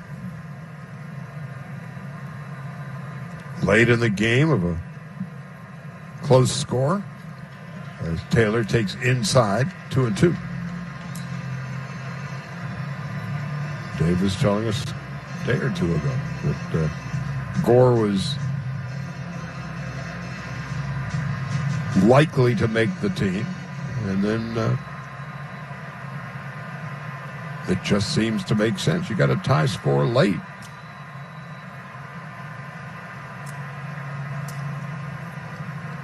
The 2-2 Topa to Taylor. Line to center field. It's going to be tracked down by Avisel Garcia, and that will end the inning. Now, he's just throwing his first warm-up toss.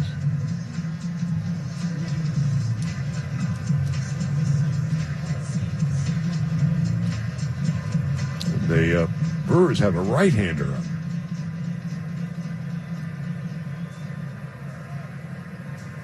Castanheira, Jacob Nottingham, and then Christian Yelich. First pitch from Urias, a swing and a miss on a fastball. And it's 0-1, 92 miles an hour. We haven't been seeing the 95, 96, 97 mile an hour heater from Urias this year. There's a fastball, and that one at 92, 0-2. Yeah, he threw one at 95 in the last inning. But, yeah, it's not that blazing fastball that we've seen in the past where hitters just turn around and say, wow. Remember, he's coming off that shoulder surgery. The 0-2. And a pop-up foul behind the plate. Will Smith sheds the mask, but will run out of room.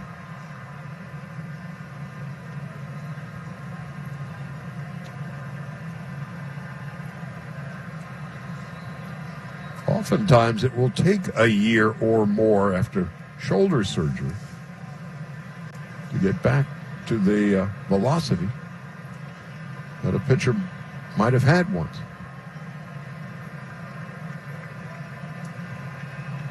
Urias on 0-2. Here is walked and struck out. Takes the ball in the dirt.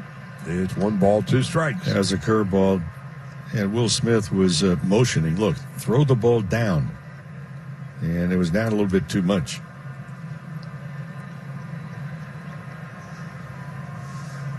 Dodgers 3 and the Brewers 2. 7th inning. Game 1.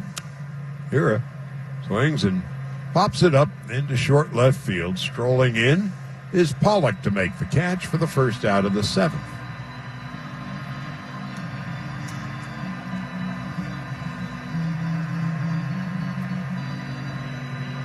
Now here's Nottingham coming up with Yelich on deck.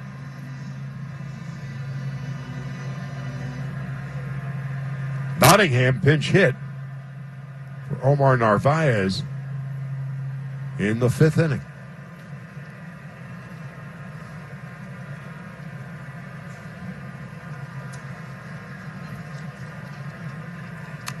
Nottingham, first pitch swinging, fouls it off, and it's 0-1. Nottingham out of Redlands. Astros 6th round pick out of Redlands High School. He was not playing baseball. He was a linebacker in their football team, and it's understandable.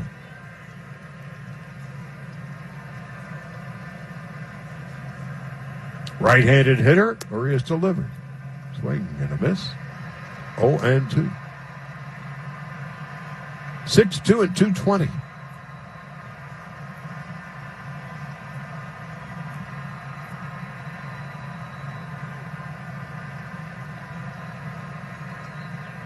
Had 6 at-bats last year and 20 the year before.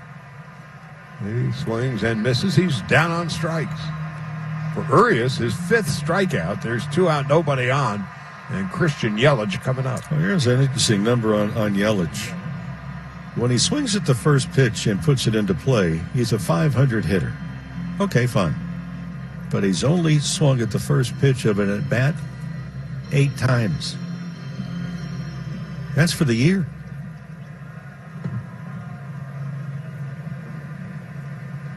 So he's the opposite of Corey Seager, who swings at first pitch almost all the time.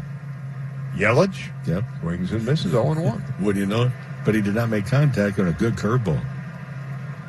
Yelich coming off back-to-back National League batting titles. Hit for .205 this year. Urias delivers. Way outside. 1-1.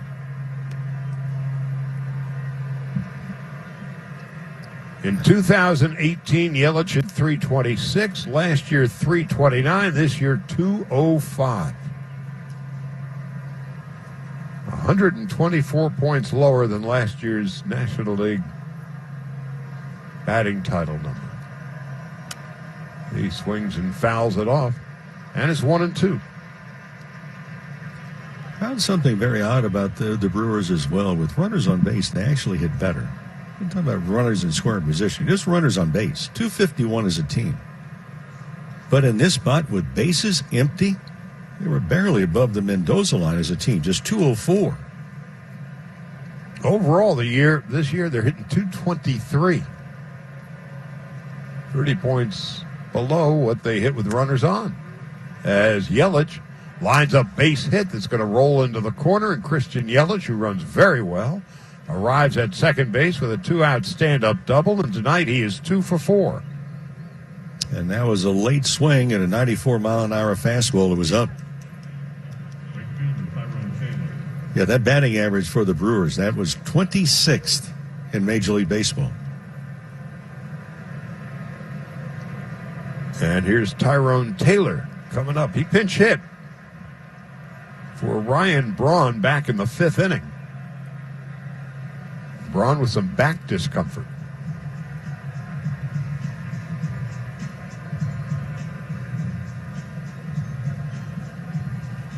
So here's Taylor. The base hit can tie the score. Mark Pryor goes out to talk with Urias. Chris Taylor's there. Corey Seager's there. Will Smith is there. The conference has come to an end.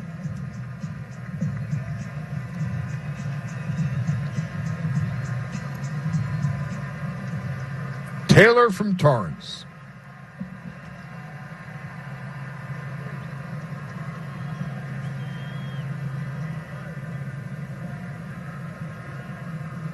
Played football there as well.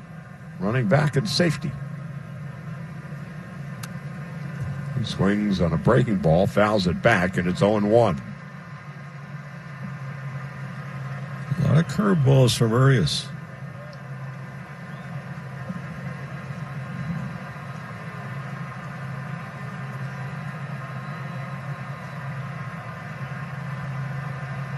Yelich at second base. 2 out, top of the 7th. Dodgers 3, Milwaukee 2.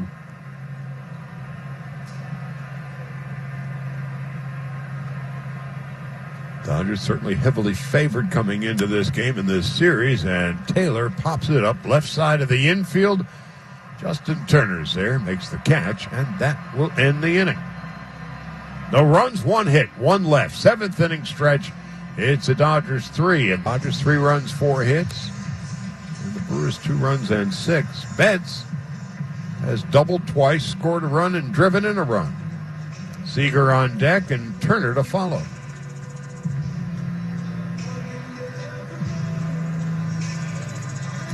Well, this is a spot the Dodgers have been so good, 7th inning on. And with just a 1-run lead, it would behoove them to do it again tonight in Game 1 of this best-of-3. During the 60-game season, from the 7th inning on, the Dodgers outscored the opposition 122-66. Now Peralta, first pitch to Betts. Low and outside, 1 ball, no strikes. And when you consider the Dodgers on, let's see, 21 occasions did not hit in the 9th. As Betts fouls it back, 1-1. So really between 7th and 8th innings combined, they outscored the opposition 99-38.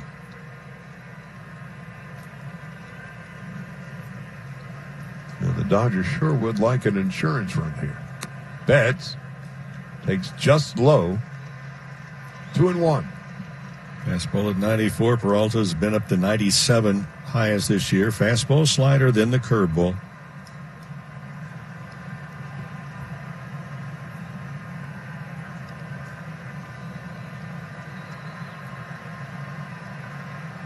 Peralta delivers. Swing and a pop-up foul behind the plate. Nottingham won't even bother to give it a chase.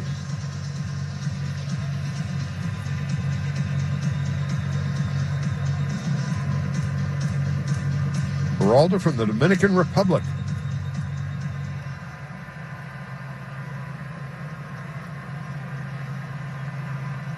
Came up in the Mariner organization. Righty into the wind. Betts drills one to left and deep, way back, and it is caught in front of the bullpen gate by Christian Yelich. First out of the 7th. Pitch up and in, and not quite pulling that left hand in tightly, and that's a ball you hear hitters say, I just missed it. So that's the first out of the 7th. And here's Seager, who has walked, scored a run, popped out, and grounded out. Yelich with a nice running catch in front of the Dodger bullpen fence.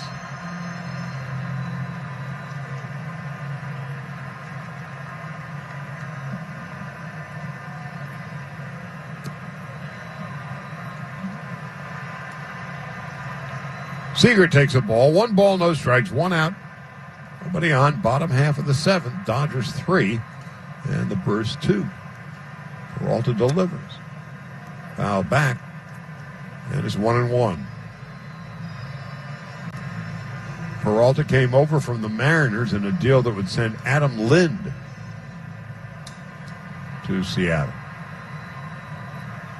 The 1-1, Seager takes a breaking ball inside, 2-1. He's actually handled lefties much better than right-handers. A little bit better, not drastic, but just 186 average lefties against him.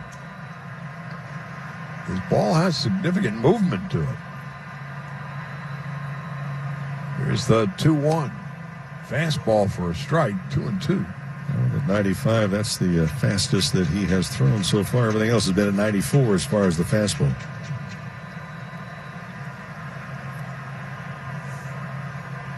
Two balls, two strikes, one out. Peralta delivers, and Seager swings and fouls it off. Does a pitcher truly know the difference between 94 and 95? Is he? No, not that close. But you can tell on certain nights you hear pitchers say, I just didn't quite have the zip. The 2-2. Fly ball, center field.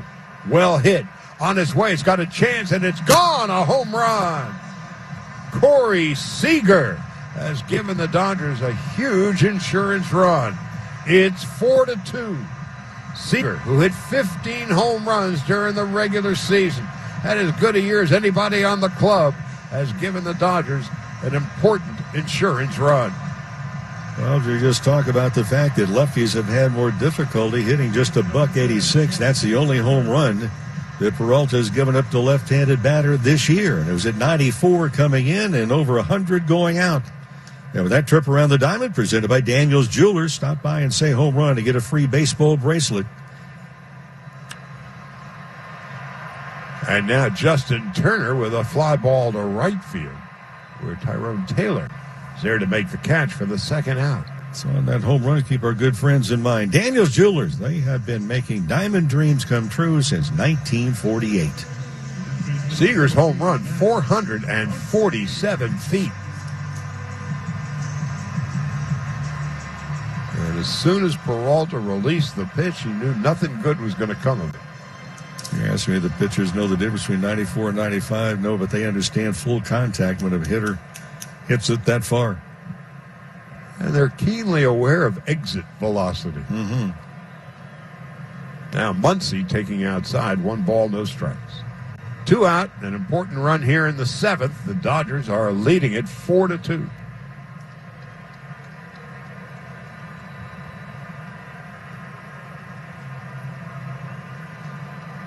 Muncy taking outside. 2 balls, no strikes. Seager in September, he's setting himself up for postseason. Hit .301 in the final month. It was see ya in September. Mm-hmm. Now Muncy asks for time, steps out of the batter's box. Again, all the attention on MVP chat has been all about Mookie Betts as Muncy fouls it up the first base line. But their numbers are strikingly similar. Betts, 290, 216 home runs, 39 runs batted in, 10 stolen bases. Seager, 307, a 15-point higher batting average. 15 home runs, 41 runs batted in. Now Muncy takes a strike, and it's 2-2.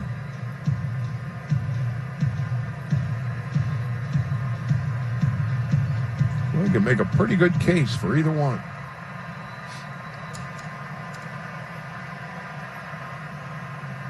Two balls, 2 strikes, 2 outs. Muncy just gets a piece of it and fouls it off to the right.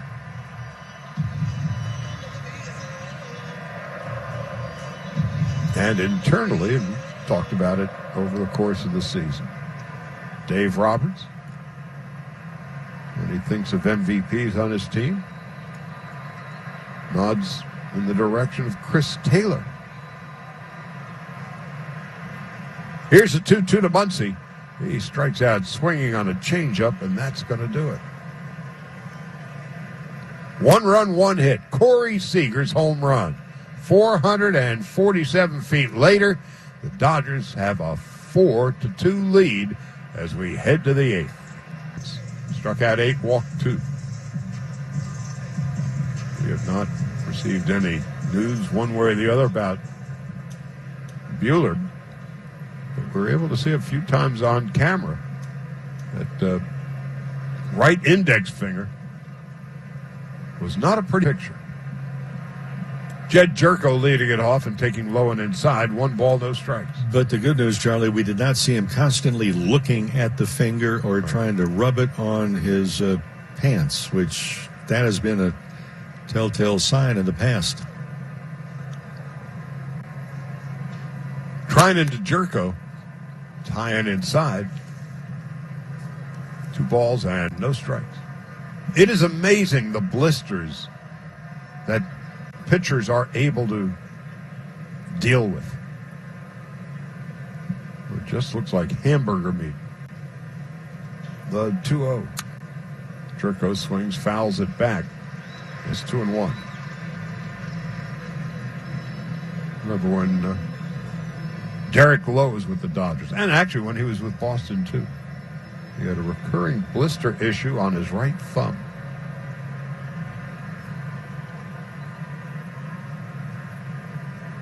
And he played with it and threw it for years. The 2-1. Jerko tried to check a swing, went around on a breaking ball. It's 2-2. Blake Trinan during the regular season, 27 appearances, 3-3, and a 3.86 ERA. Jerko 0 for 3 tonight, the 2-2. Breaking ball outside, 3 balls, 2 strikes.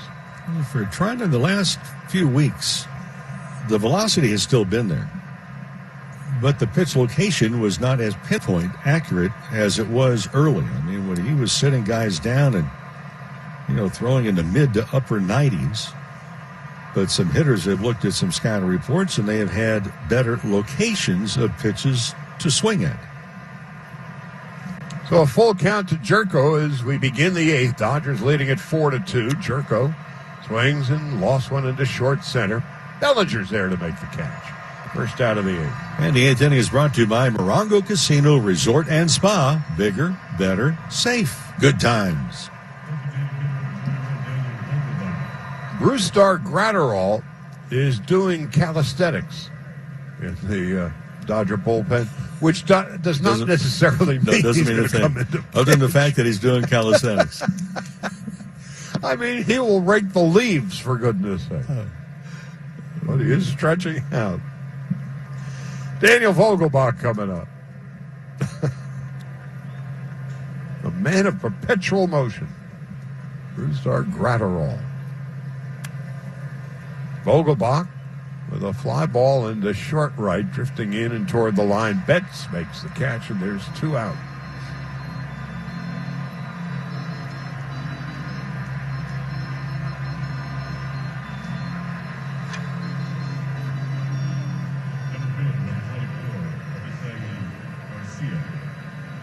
The Yankees have taken the lead in Cleveland 10-9, hitting in the 9th inning.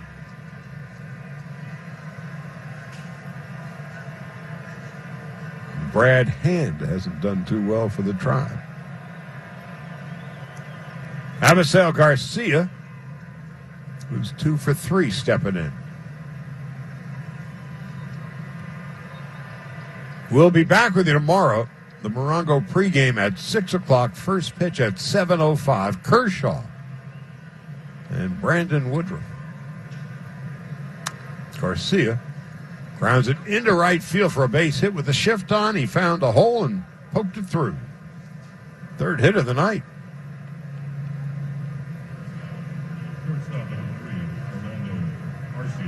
Now here's Orlando Arcia coming up.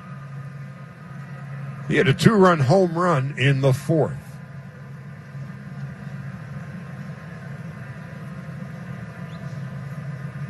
And so he comes to the plate as the tying run.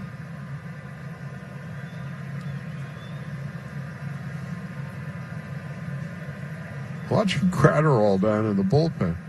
It's like he's going through yoga. The only thing that's missing is a little yoga pad. Swinging a foul back, and it's 0-1. Does that mean he's going to pitch tonight? We have no earthly idea.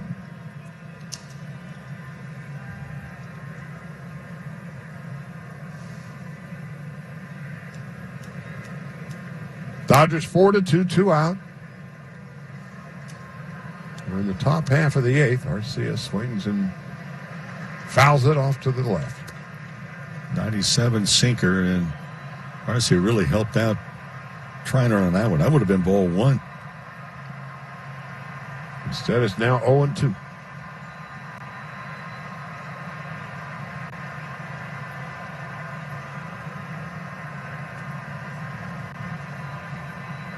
The ball's 2 strikes, 2 out. And missed strike 3. That's going to do it. Trinan gets the job done. No runs, 1 hit. We go to the bottom of the 8th. Dodger can exhale a bit. They lead it 4-2. Kenley Jansen warming up in the bullpen. So he'll pitch the 9th unless the Dodgers score several here in the 8th. It'll be Will Smith who walked, flied to right, and bounced to third. Bellinger, and then A.J. Pollock. Looking ahead to the Milwaukee 9th. Let's not confuse this Brewers team with Harvey's Wallbangers, not by a stretch. You have Eric Sogard, Keston Hura, and Jacob Nottingham.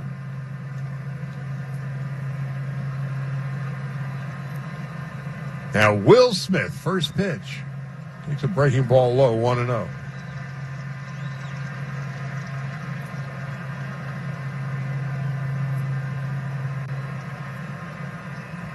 Harvey's Wallbangers in the early to mid-'80s were a dynamic team.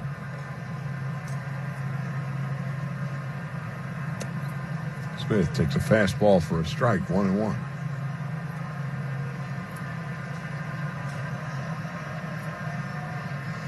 Those were the days when they played in the American League.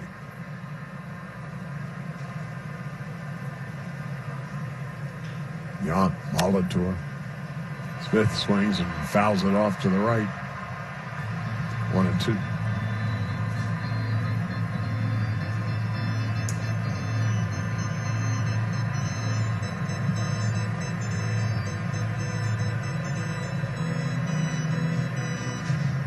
That old county stadium. Old, beautiful county stadium. Oh. The 1-2. Smith fouls it back. Well, stadiums, people grow up, they have them, and they look at them, they live close, and there's sentimental value, but that stadium is very similar to Shea. They only had to remove 3 bolts to have it fall down. As a public service. The 1-2. Low. It's 2 balls, 2 strikes to Will Smith. And then when September turned to October, County Stadium was about as cold a place. It's like playing in Cleveland. Yeah. There's another lovely stadium, Mistake on the Lake. Well, if you remember the movie Major League, as Smith takes call strike 3 on the outside corner, first out of the 8th. The Indians were, the team in Major League, but the movie was filmed in Milwaukee.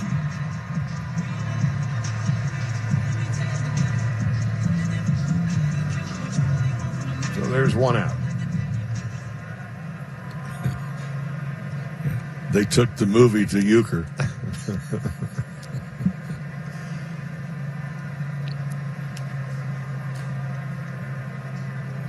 Cody Bellinger taking outside, 1 ball, no strikes.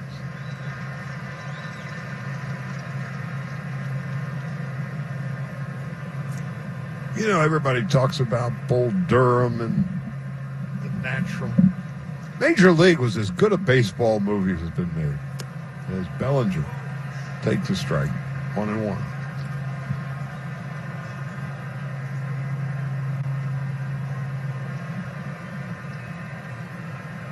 That's where the phrase "just a bit outside" came from. The 1-1. Bellinger taking inside. 2-1.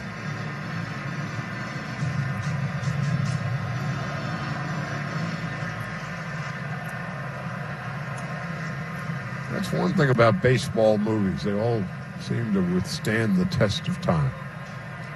The 2-1. Bellinger swings and fouls it off to the left. It's 2-2.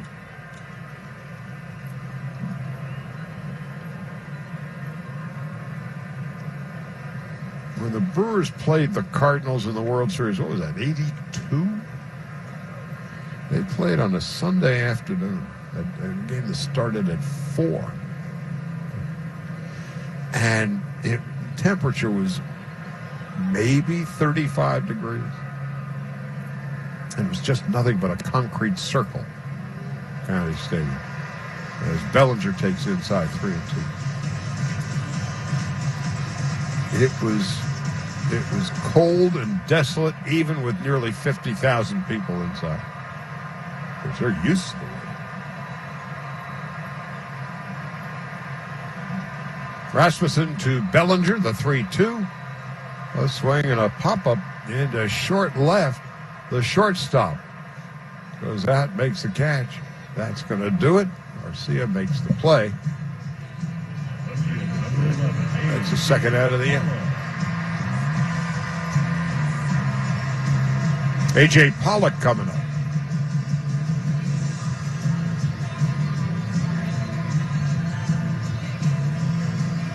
Yeah, there were some ballparks back in those days that were not terribly attractive or comfortable, but we didn't know any better. And a couple of them were barely playable.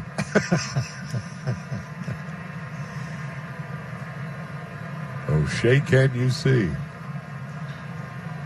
Now Pollock swings and lines one into right center field. That's going to be a base hit. It's going to roll to the wall, and Pollock will arrive at second base with a 2-out double. Pollock 1 for 3 tonight. That's a gigantic insurance run, to say the least, standing at second base with 2 outs. And Edwin Rios being called upon to cash in the policy.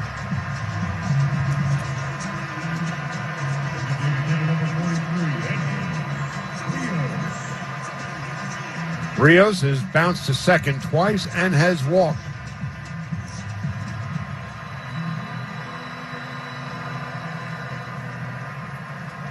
Dodgers leading at 4-2 this year. When scoring 4 or more, the Dodgers were 38-8. As Rios takes low and inside, 1 ball, no strikes.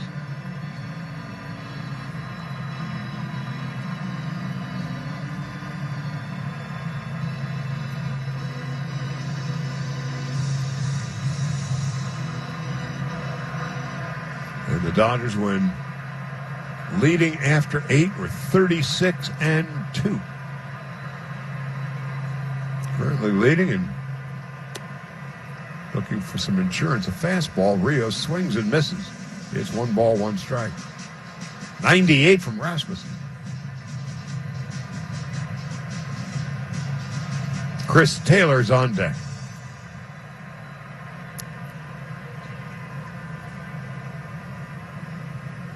Pollock with the 2-out double, leading off second base. Garcia playing cat and mouse behind him, trying to keep him close. Rios swings and fouls it back. 1 ball, 2 strikes, and 2 out.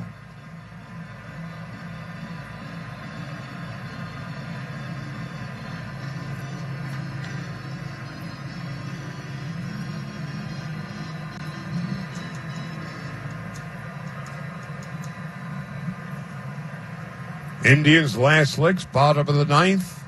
Yankees 10, Cleveland 9. The 1-2 inside and low is blocked by Nottingham, and a nice job. 2-2.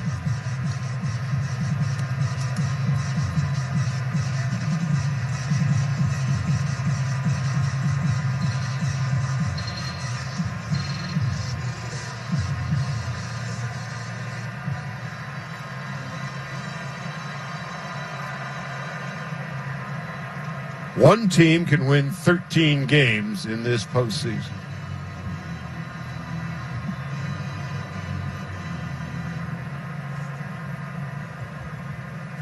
$12 or less ain't going to get it done. Rios on 2-2. Fastball, ground ball, foul up the first base line. Yeah, 2 more games have to be accomplished now. It was 11 games.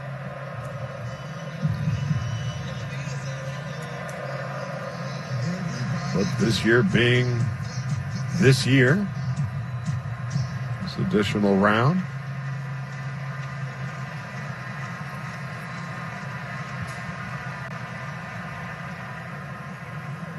Two balls, 2 strikes, 2 outs. Rasmussen, the righty, delivers. Rios takes low and inside, and Nottingham for the second consecutive pitch does a great job keeping a ball in the dirt in front of him. Well, Nottingham, another one of the catchers that gets down on one knee, but he slides over much better than a lot of catchers that we have seen down on one knee.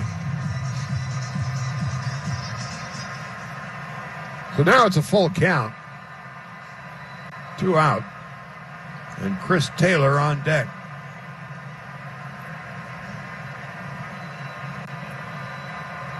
Jansen warm and ready in the Dodger pen to pitch the 9th. And for Rasmussen, his 20th pitch. Here in the 8th, Pollock leads from second. The pitch to Rios. Bringing a foul off to the left. One at 99.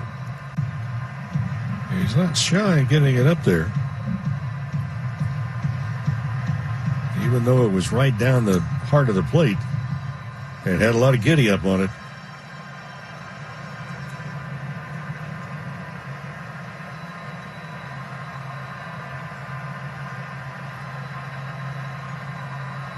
Now the 3-2 swung on and missed, strike 3. You want giddy up? Just got it. 100 miles an hour. Rios is done, and now Jansen trying to do the same to the Brewers. We go to the 9th, 4-2. Beginning with Kenley Jansen now on in relief. Blake Trinan went 1 inning, 11 pitches, 8 strikes, 1 strikeout, 1 hit. Julio Urias tonight went 3 innings. No runs, 3 hits, 5 strikeouts, no walks. It began with Walker Buehler, who went 4, 2 runs, 3 hits, 8 strikeouts, and 2 walks. Charlie, a couple of defensive changes as well. Kike Hernandez comes in to second base here in the 9th, and moving from second out to left field is Chris Taylor. Well, when you got 2 players like Hernandez and Taylor, who are outstanding defensively and play all over the place, Dave Roberts is taking advantage of their skills. Eric Sogard leading off in the 9th. The Dodgers leading at 4-2. Sogard 0 for 2 and a walk. Jansen's first pitch is a strike, 0-1. And the first pitch, very similar to what we saw on Sunday, was at only 89 miles an hour.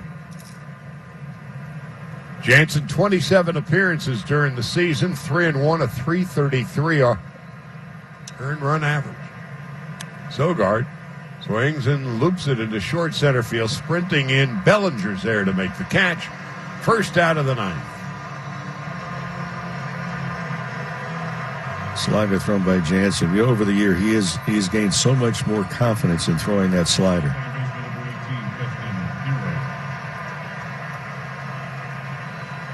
Now Keston Hiura coming up. The local product 0 for 2 and a walk tonight. Dodgers 4-2. The Yankees wipe out Cleveland. They'll play the Rays in San Diego next week. Jansen deals. Hiura takes high, 1 ball, no strikes.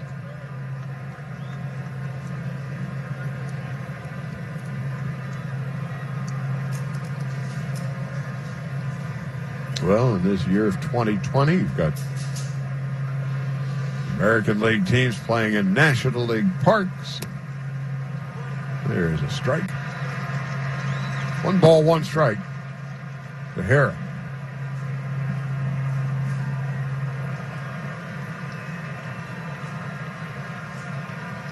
Jansen 2 outs away from closing it down and giving the Dodgers a leg up. The 1-1. Fastball. Foul ball. Back behind the screen. And it's 1-2.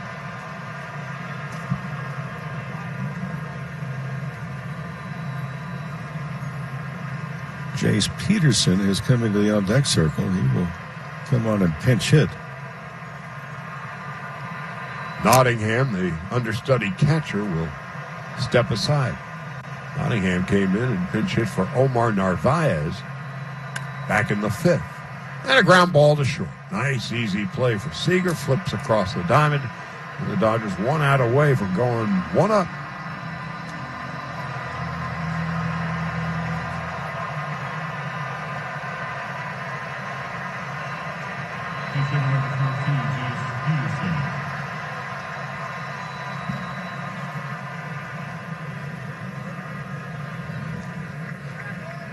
Peterson, a left-handed hitter.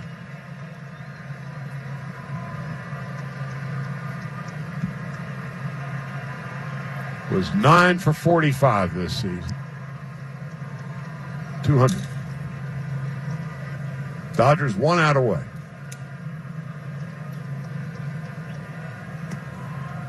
As Jansen misses low and inside, 1 ball, no strikes.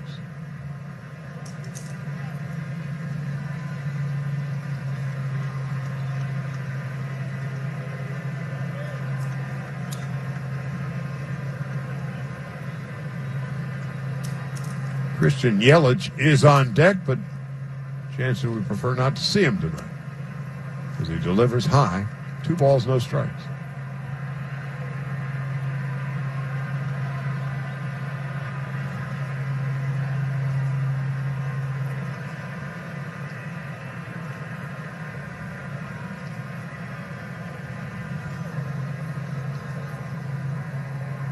Two balls, no strikes, 2 out.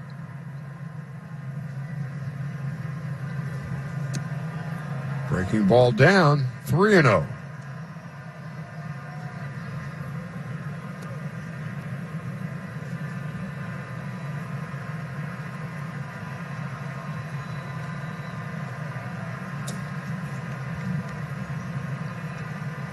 So the Dodgers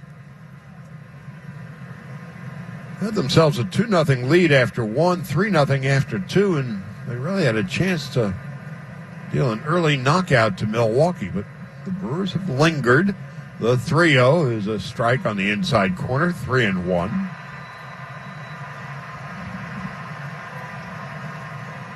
And Jansen and the Dodgers are on the verge of saying, well, enough of this nonsense, and let's do it again tomorrow. The 3-1, Peterson takes high ball 4. So the tying run comes to the plate. And Christian Yelich is 2 for 4.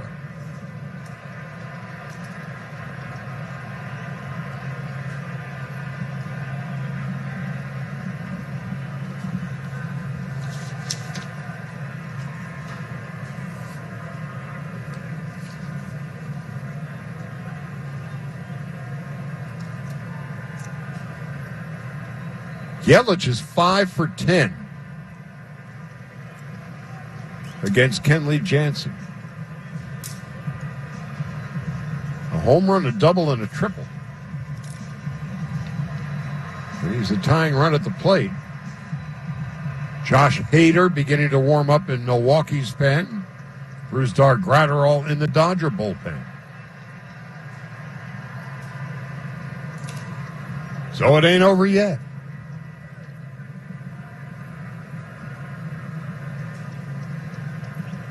Jace Peterson, the 2-out walk is at first. 4-2, Dodgers lead.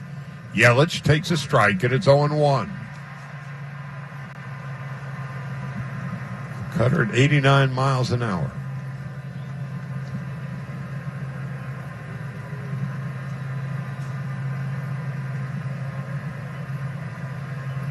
Tyrone Taylor is on deck. Jansen on 0-1, missing way outside. 1 ball, 1 strike.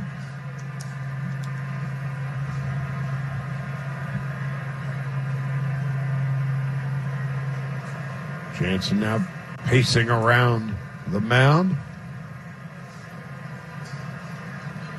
He's toeing the rubber.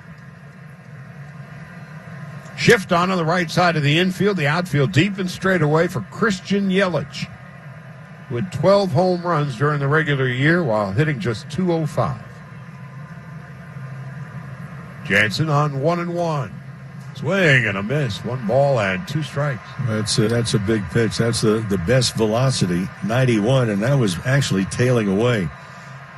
The target was given by Will Smith. The target was actually outside. They were trying to go up, keep it away from the power right here. Now the Dodgers 1 strike away. 1 ball, 2 strikes, 2 outs, top of the 9th. They lead the Brewers 4-2. Jace Peterson leads off first. Jansen to Christian Yelich. Here it comes. It's outside. 2 balls, 2 strikes.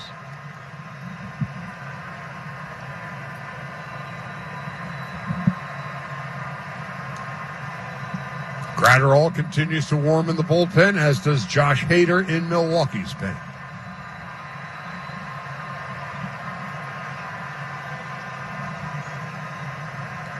Two balls, 2 strikes, 2 outs, 9th inning. Dodgers 4, Brewers 2.